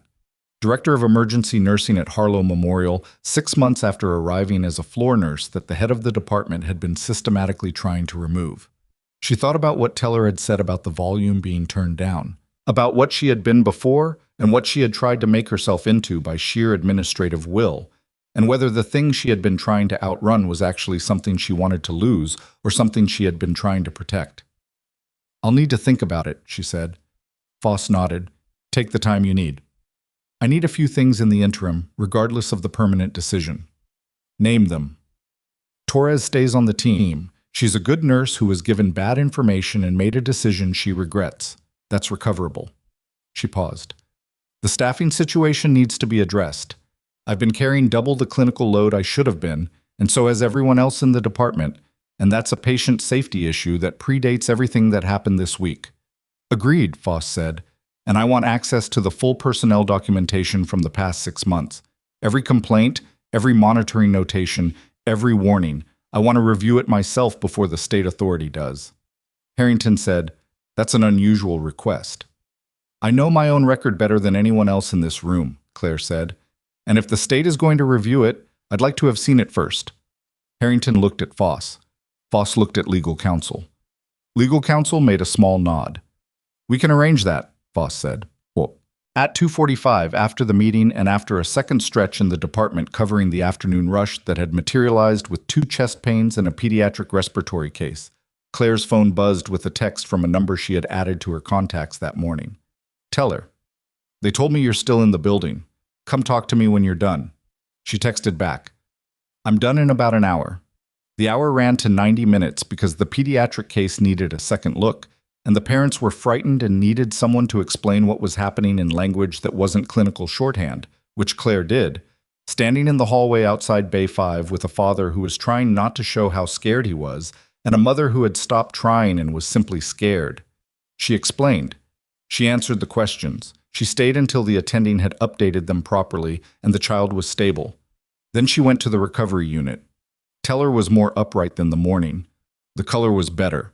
His right shoulder was immobilized and he was working with one hand in the way people worked one-handed when they had accepted the inconvenience philosophically, which was a more productive adaptation than the alternative.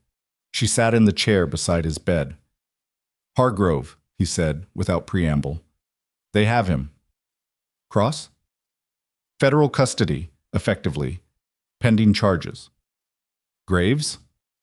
Interview, termination, state board referral. She paused. She wasn't part of the network. She was used. He considered this. Does that matter?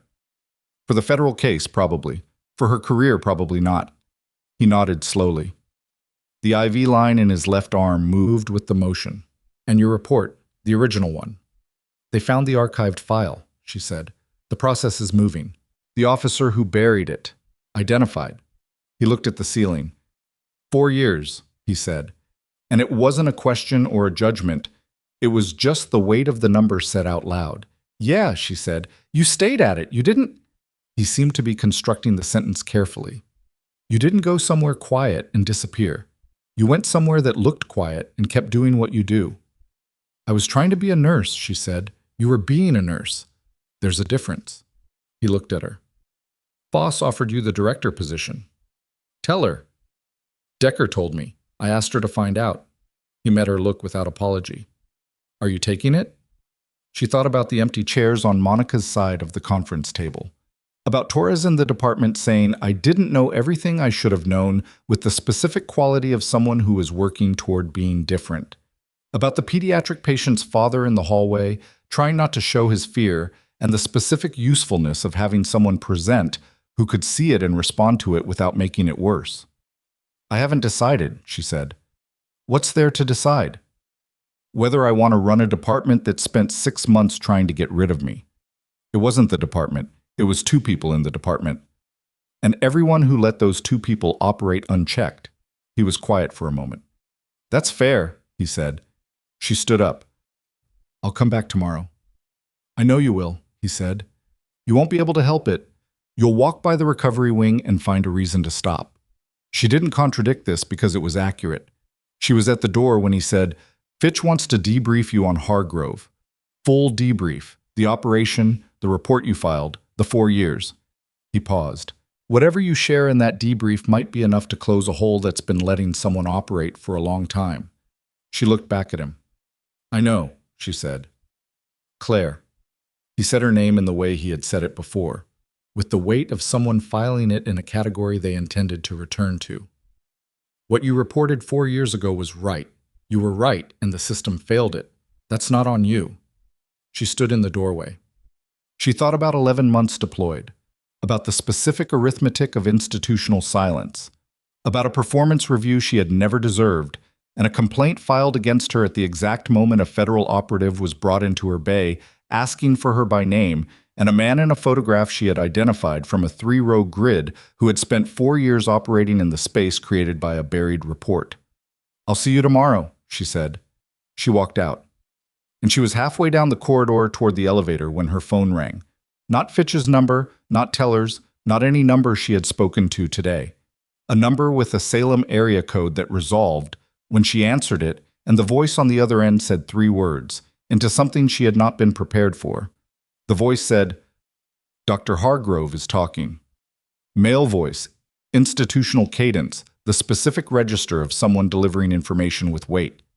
Then, he named a second contact inside your facility, not Cross, someone who's been providing patient information to his network for over a year. She stopped walking. Who? She said. A pause. Patricia Ashby. She stood in the corridor with the phone against her ear and did not move.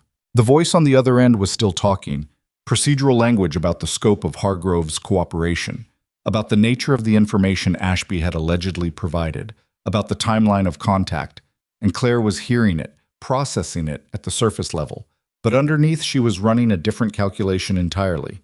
Patricia Ashby, the tired woman who had hired her on the spot, who had signed the performance review without reading it closely and said so, openly, in a room full of people, who had relocated from the corner chair to the table seat that morning as if she was finally deciding to participate, who had said I should have looked more carefully in the tone of someone confessing a failure of character rather than hiding one.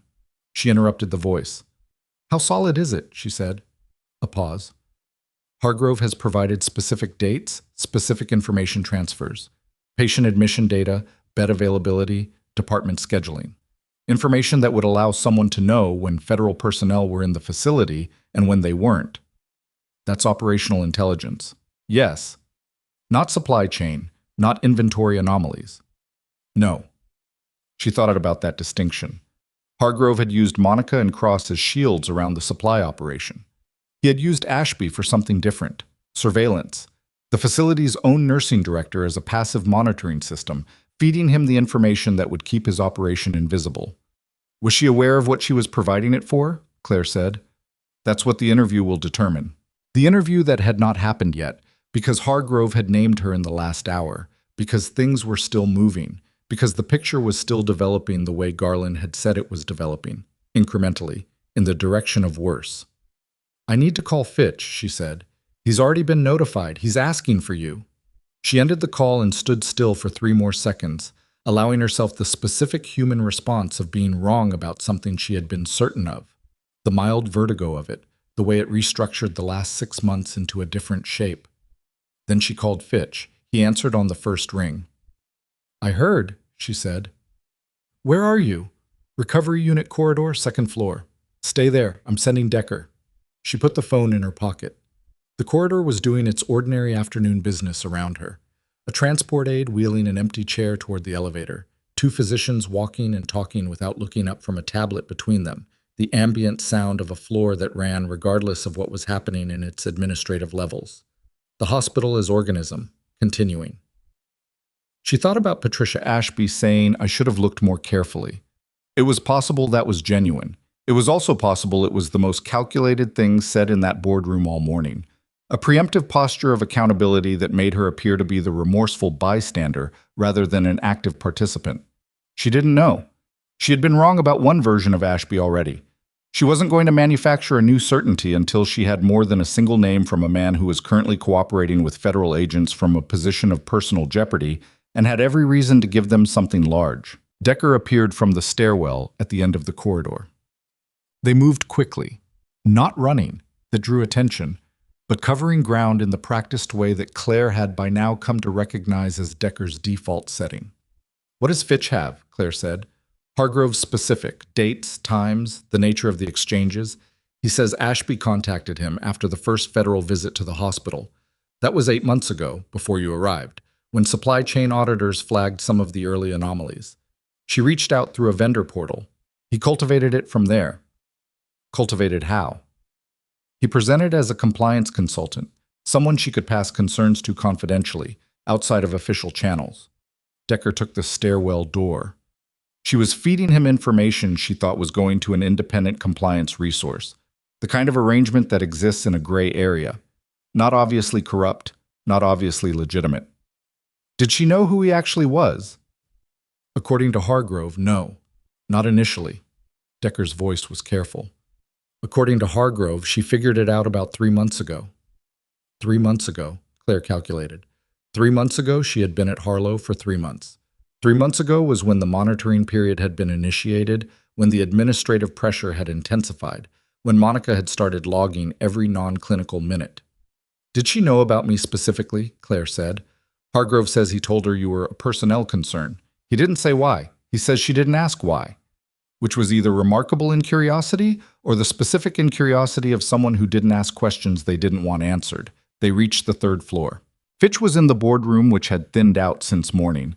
Garland and Park were still there. The hospital's legal counsel was still there. And a new face Claire hadn't seen before. A woman in a dark jacket who had federal written across her bearing as clearly as if it were printed. Ashby was not in the room. "Where is she?" Claire said. "Her office," Fitch said. "She doesn't know yet. We wanted to verify before we moved." He looked at Claire. "Your read." She thought about what she'd told Decker in the corridor, that she wasn't going to manufacture certainty. "I think she knew she was doing something she shouldn't have been doing. I don't think she understood what she was doing it for." "Does the distinction matter legally?" "Not for me to say. Morally." She paused. "She let someone keep her looking the wrong direction for 3 months after she had enough information to ask a different question. That's a choice." Fitch nodded. "We need to bring her in now." "I know. I wanted you informed before it happened." She wasn't sure what to do with that. The courtesy of it, the recognition that she had a particular stake in this sequence of events that went beyond the professional. She acknowledged it with a nod and stepped back from the center of the room. They brought Ashby in at 3:42. She came into the boardroom with the posture of someone who had received a message that did not specify its purpose, and had spent the walk from her office constructing possibilities, most of which were worse than the reality, and some of which were not. She looked at the faces in the room and stopped in the doorway for a moment. Not frozen, just completing the assessment. Her eyes found Claire. Something moved through her expression. Not guilt, exactly. Something older and more complicated than guilt. Recognition, maybe. The specific look of someone who has been waiting for a door to open and is discovering that the door and the room behind it are not quite the shape they expected. Fitch said, "Ms. Ashby, please sit down." She sat. Her attorney was called in from the corridor. She had already called one, Claire noted, which was either instinct or preparation. Fitch laid out what Hargrove had said. He was precise, and he was complete, and he did not soften it. The vendor portal contact, the information exchanges, the timeline, the point at which Hargrove's account suggested Ashby had understood more than she had disclosed. He laid it out and let it sit on the table between them and waited. Ashby's attorney leaned close. She listened. Then she looked at Fitch.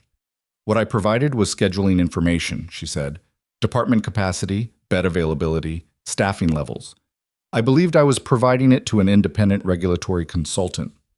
"When did that belief change?" Fitch said. A long pause. "February," she said. February was 3 months ago. He asked me something specific about a nurse who had recently transferred in. He wanted her schedule, which shifts she was working, which bays she covered.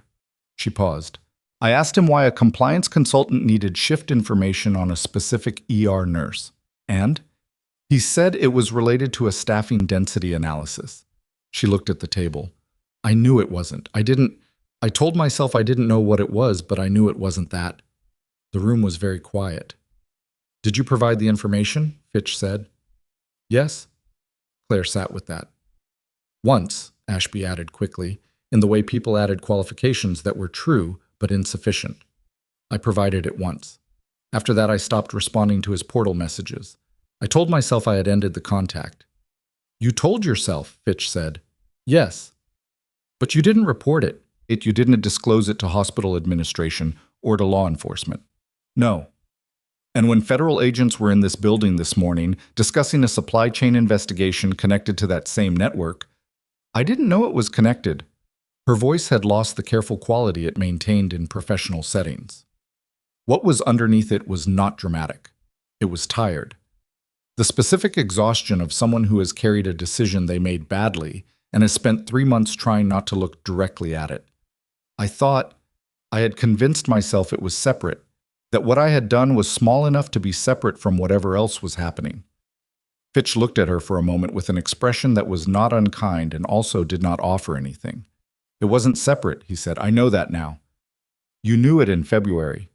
She didn't answer that. She didn't have an answer that was better than the silence. Ashby was escorted from the boardroom at 4:15, not in handcuffs. The federal process would determine the legal scope of her exposure over the coming days, but with the specific deliberateness of people who were not giving her the option of managing the next few hours independently. Her attorney went with her. The woman in the dark jacket went with both of them. Gerald Foss, who had been in the room for the last 40 minutes in the particular state of a man watching his institution's damage expand past the boundaries he had drawn around it in the morning, sat at the head of the table after they left and looked at his hands. How many of my senior staff, he said, to no one specifically. Fitch said, Cross and Graves were instrumentalized unknowingly through Hargrove's contact with Cross. Ashby's situation is more complicated. Beyond those three, our current intelligence doesn't suggest additional institutional involvement. Current intelligence. We'll know more in 72 hours. Foss nodded slowly. He looked at Claire. I owe you an apology that is well past due and currently insufficient. She looked at him. I hired Patricia Ashby 7 years ago, he said. I trusted her judgment. I let that trust substitute for my own attention, and because of that, a personnel situation that should have been visible to me at 30 days was invisible to me at 6 months. That's on me. She thought about what to say to that and found she didn't want to say anything diplomatic. The department needs a director, she said. Who it is going to be, I haven't decided. What it needs to look like, I have some thoughts. But the first thing it needs is a staffing review, because the workload distribution is a patient safety issue, regardless of everything else, and that needs to move before anything with my title does. Foss said, Agreed. What do you need? 3 days, she said. Give me 3 days in the department before I give you an answer on the directorship. Let me see what I'm actually working with. You have them. She worked the 3 days. They were not clean days. The department was operating under the specific strain of 2 senior staff absences, a staff roster that had no idea what its formal leadership structure was, and the ambient disruption of federal personnel still present in the building and the hospital's name appearing in local news reports that were carefully vague but clearly about something. Patients still came. The work still ran. Bay 1 through Bay 7 processed what they processed, and the monitoring systems alarmed, and the medication dispensing system flagged the things it flagged, and Claire moved through all of it doing what she had always done, which was see what was actually in front of her and respond to it with what she actually had. Torres worked alongside her for all 3 days. She was a better nurse than Claire had given her credit for in the months when Monica's framework had made Torres's choices look like loyalty, and they were actually something simpler. Deference to authority she had been taught to trust. Separated from that authority, she was capable and observant and genuinely good with patients in the specific way of someone who remembered what patients were for. Claire noted it. On the second day, she sat with Fitch for 3 hours in a secure room and gave him the full debrief on Hargrove. She walked through the rotation, the personnel, the logistics operation, the anomalies she had noticed, the specific sequence of events between her initial flag and the counseling statement that had appeared in her file afterward. She was precise. She held nothing back. She named the officer who had suppressed the report, Major Warren Sills, now civilian, who had apparently moved on to private contracting in the same general ecosystem that had allowed Hargrove to keep operating. And she named the specific documentation that would corroborate her account. Fitch recorded all of it and took notes in the margins of a printed form that was several pages long. When they finished, he said, "This is going to take time to move through the appropriate process." "I know," she said. "It was 4 years ago. Take what time you need." "The outcome may not be fully satisfying." "The outcome rarely is," she said. "But the record is correct now. It wasn't before. That matters." He looked at her across the table. "You're not angry." "I'm angry," she said. "I'm just not surprised." And angry without surprise is a manageable condition. He almost smiled at that. It was a small, qualified thing. The smile of someone who found something genuinely worth acknowledging but was in a context that didn't permit full expression. "Thank you," he said, "for last night, for the debrief, for handling this the way you've handled it." "I'm a nurse," she said. "I'm used to managing situations other people would rather not be in." On the third day, she told Foss yes. She did it in his office at 7:15 in the morning before her shift started because she had no interest in making it a ceremony. She said yes to the directorship, yes to the privileging process that would formally recognize her advanced trauma credentials, and yes to a staffing review she had already sketched the outline of in a legal pad she kept in her locker. She had one condition beyond the operational ones. "Torres," she said, "I want her as the senior charge nurse while I transition. She knows this department and she's got the right instincts. She made some decisions she'll make differently next time. That's what experience does." Foss, "That's your call to make." "Then I'm making it." Teller was discharged on a Thursday. The shoulder was still pinned and would require follow-up surgical work at a facility better equipped for the orthopedic complexity of what had happened to it. The liver was repaired cleanly, and Renata Ose had documented the outcome with the particular satisfaction of a surgeon who had been handed a difficult case and handled it. He was mobile, he was pain-managed, and he was visibly itching to leave in the way that people with his particular profile itched to leave hospital beds. Not because he didn't understand the clinical necessity, but because his nervous system had been trained to treat horizontal stillness as danger. Claire came to his room at 9 in the morning on discharge day. She had a shift starting at 10. She was in her scrubs. She was carrying the same battered canvas bag she had been carrying since her first day at Harlow Memorial, which had her water bottle and her charger and a paperback she had not opened in 3 weeks but carried anyway. He was sitting on the edge of the bed in civilian clothes, right arm in a sling, looking more like himself than he had in any prior visit. The color was back. The alertness was back. He looked at her when she came in and said, "You took the job." "How do you know?" "Because you're wearing the badge with a different title on it, and you got here before 10. She looked down at the badge. Director of Emergency Nursing, Harlow Memorial Hospital. It had been printed yesterday, and she hadn't fully noticed she'd clipped it on at her normal angle. "Observant," she said. "It's what they pay me for." He stood, carefully, the sling making the motion asymmetrical. "Are you good with it?" She thought about the honest answer, which was layered in the way honest answers to straightforward questions usually were when the questions were actually complex. She was not entirely good with it. She was uncertain about some of it, about whether she was the right person to rebuild something that had been shaped by people whose motives she was still understanding, about whether a department that had spent 6 months trying to remove her could become something she wanted to run, about whether want was even the right frame.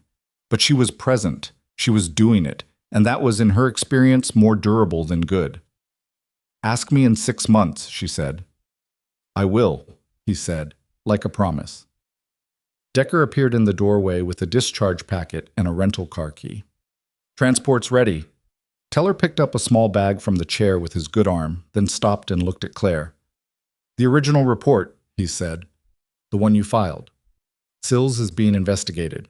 Hargrove's debrief corroborated your account on 7 specific points. Fitch told me this morning." She absorbed that. 7 points. 4 years.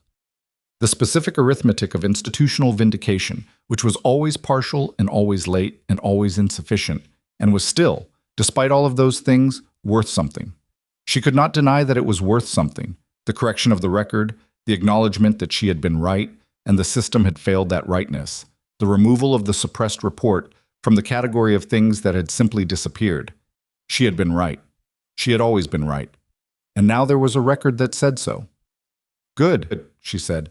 It came out more quietly than she intended. Teller looked at her for a moment with the expression he had used in the trauma bay when his eyes had found hers across the room.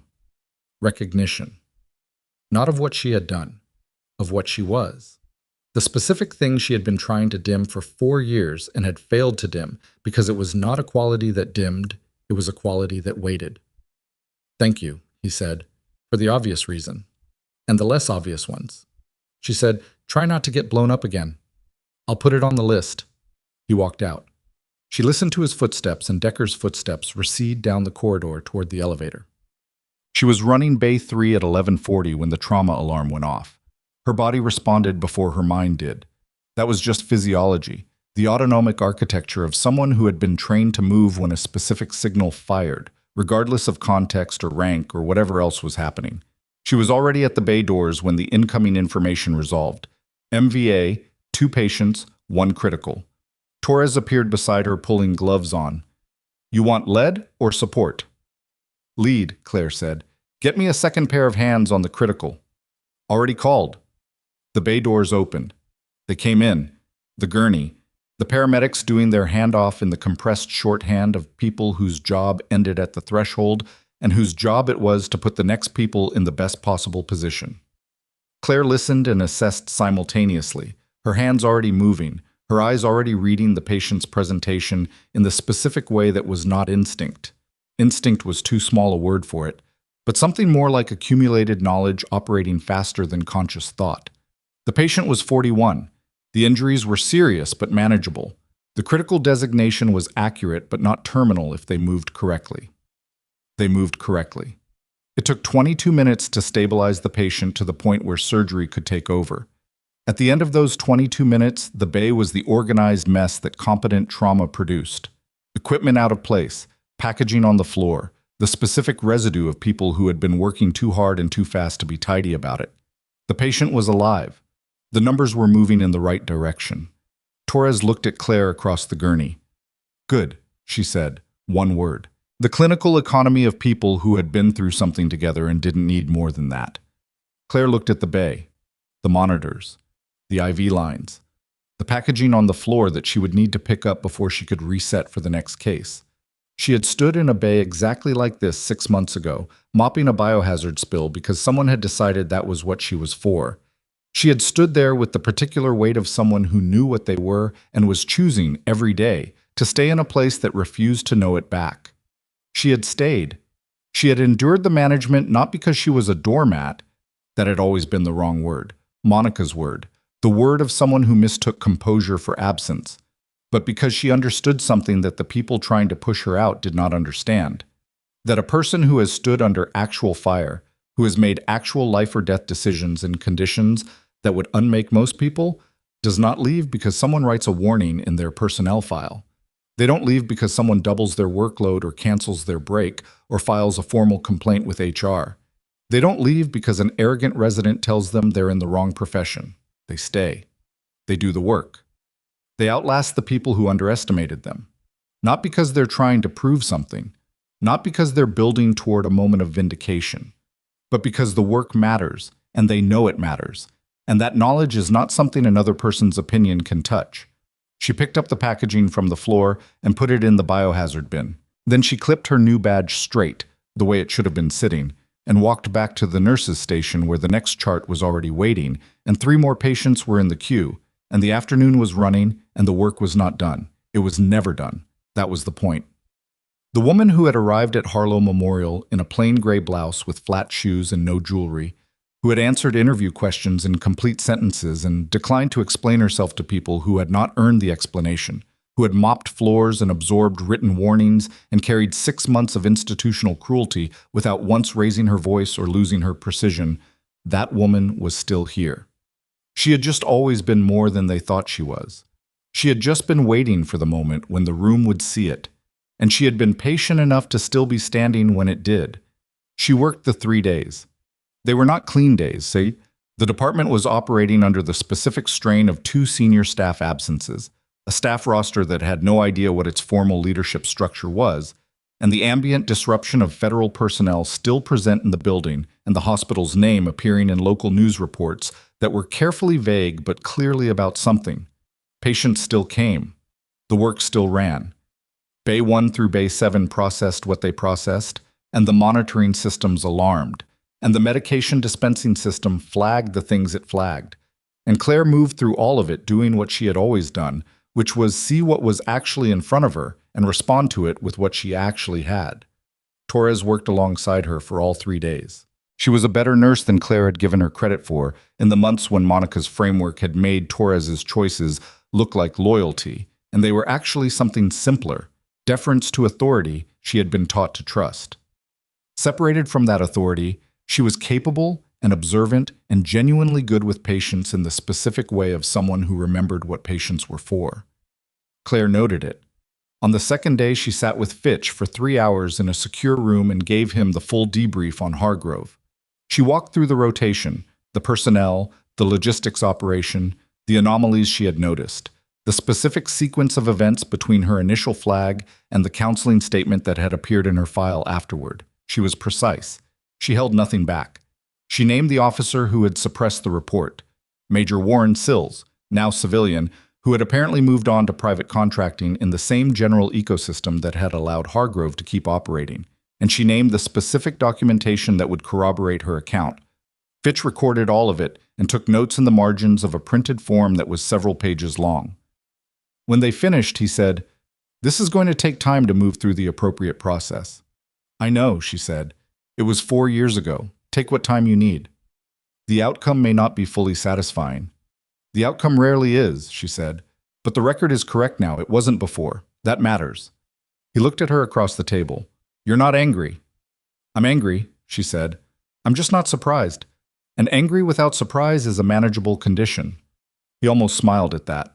It was a small, qualified thing, the smile of someone who found something genuinely worth acknowledging but was in a context that didn't permit full expression. "Thank you," he said, "for last night, for the debrief, for handling this the way you've handled it." "I'm a nurse," she said. "I'm used to managing situations other people would rather not be in." On the third day, she told Foss yes. She did it in his office at 7:15 in the morning before her shift started, because she had no interest in making it a ceremony. She said yes to the directorship, yes to the privileging process that would formally recognize her advanced trauma credentials, and yes to a staffing review she had already sketched the outline of in a legal pad she kept in her locker. She had one condition beyond the operational ones. "Torres," she said, "I want her as the senior charge nurse while I transition. She knows this department and she's got the right instincts. She made some decisions she'll make differently next time. That's what experience does." Foss said, "That's your call to make." "Then I'm making it." Teller was discharged on a Thursday. The shoulder was still pinned and would require follow-up surgical work at a facility better equipped for the orthopedic complexity of what had happened to it. The liver was repaired cleanly, and Renata Osei had documented the outcome with the particular satisfaction of a surgeon who had been handed a difficult case and handled it.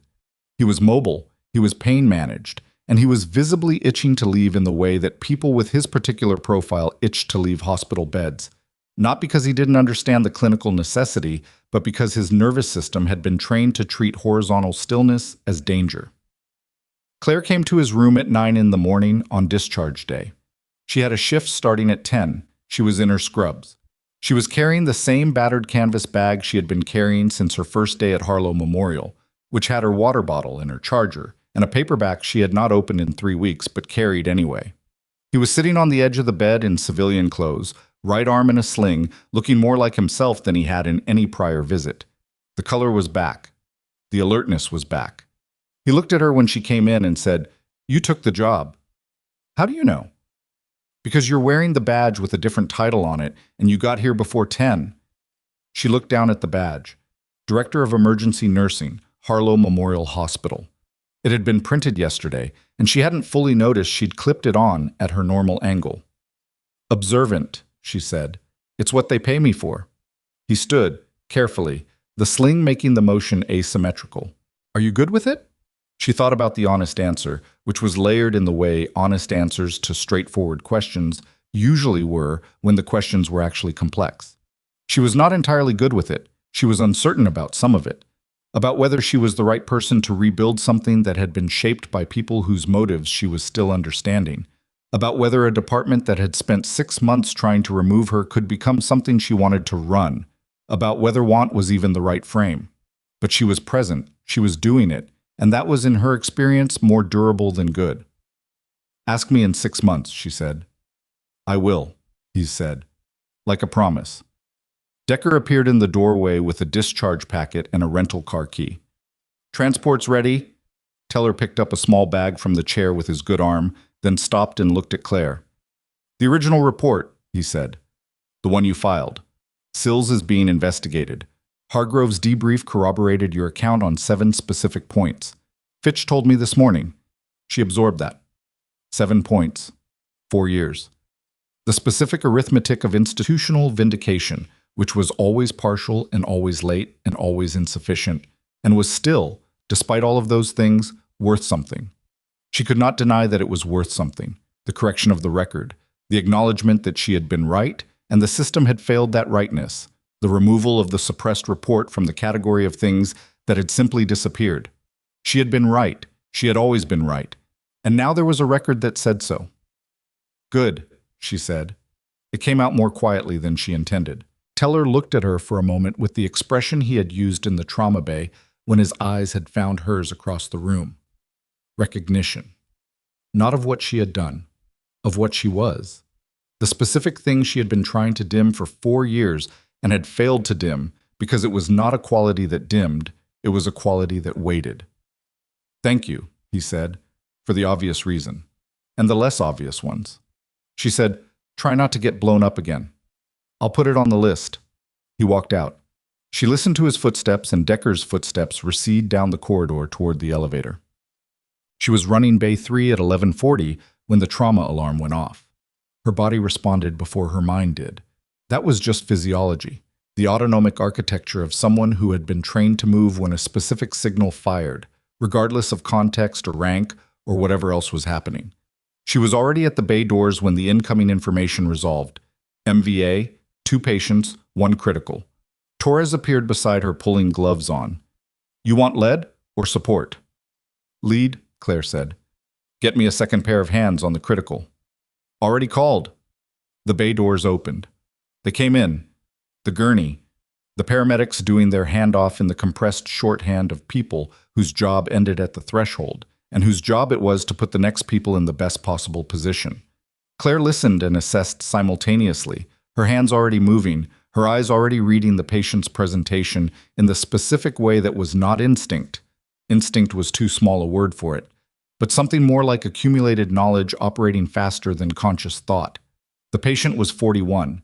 The injuries were serious but manageable. The critical designation was accurate but not terminal if they moved correctly. They moved correctly. It took 22 minutes to stabilize the patient to the point where surgery could take over. At the end of those 22 minutes, the bay was the organized mess that competent trauma produced. Equipment out of place, packaging on the floor, the specific residue of people who had been working too hard and too fast to be tidy about it. The patient was alive. The numbers were moving in the right direction. Torres looked at Claire across the gurney. "Good," she said. One word. The clinical economy of people who had been through something together and didn't need more than that. Claire looked at the bay, the monitors, the IV lines, the packaging on the floor that she would need to pick up before she could reset for the next case. She had stood in a bay exactly like this 6 months ago, mopping a biohazard spill because someone had decided that was what she was for. She had stood there with the particular weight of someone who knew what they were and was choosing, every day, to stay in a place that refused to know it back. She had stayed. She had endured the management not because she was a doormat. That had always been the wrong word, Monica's word, the word of someone who mistook composure for absence, but because she understood something that the people trying to push her out did not understand. That a person who has stood under actual fire, who has made actual life or death decisions in conditions that would unmake most people, does not leave because someone writes a warning in their personnel file. They don't leave because someone doubles their workload or cancels their break or files a formal complaint with HR. They don't leave because an arrogant resident tells them they're in the wrong profession. They stay. They do the work. They outlast the people who underestimated them. Not because they're trying to prove something, not because they're building toward a moment of vindication, but because the work matters, and they know it matters. And that knowledge is not something another person's opinion can touch. She picked up the packaging from the floor and put it in the biohazard bin. Then she clipped her new badge straight, the way it should have been sitting, and walked back to the nurse's station where the next chart was already waiting, and 3 more patients were in the queue, and the afternoon was running, and the work was not done. It was never done. That was the point. The woman who had arrived at Harlow Memorial in a plain gray blouse with flat shoes and no jewelry, who had answered interview questions in complete sentences and declined to explain herself to people who had not earned the explanation, who had mopped floors and absorbed written warnings and carried 6 months of institutional cruelty without once raising her voice or losing her precision, that woman was still here. She had just always been more than they thought she was. She had just been waiting for the moment when the room would see it, and she had been patient enough to still be standing when it did.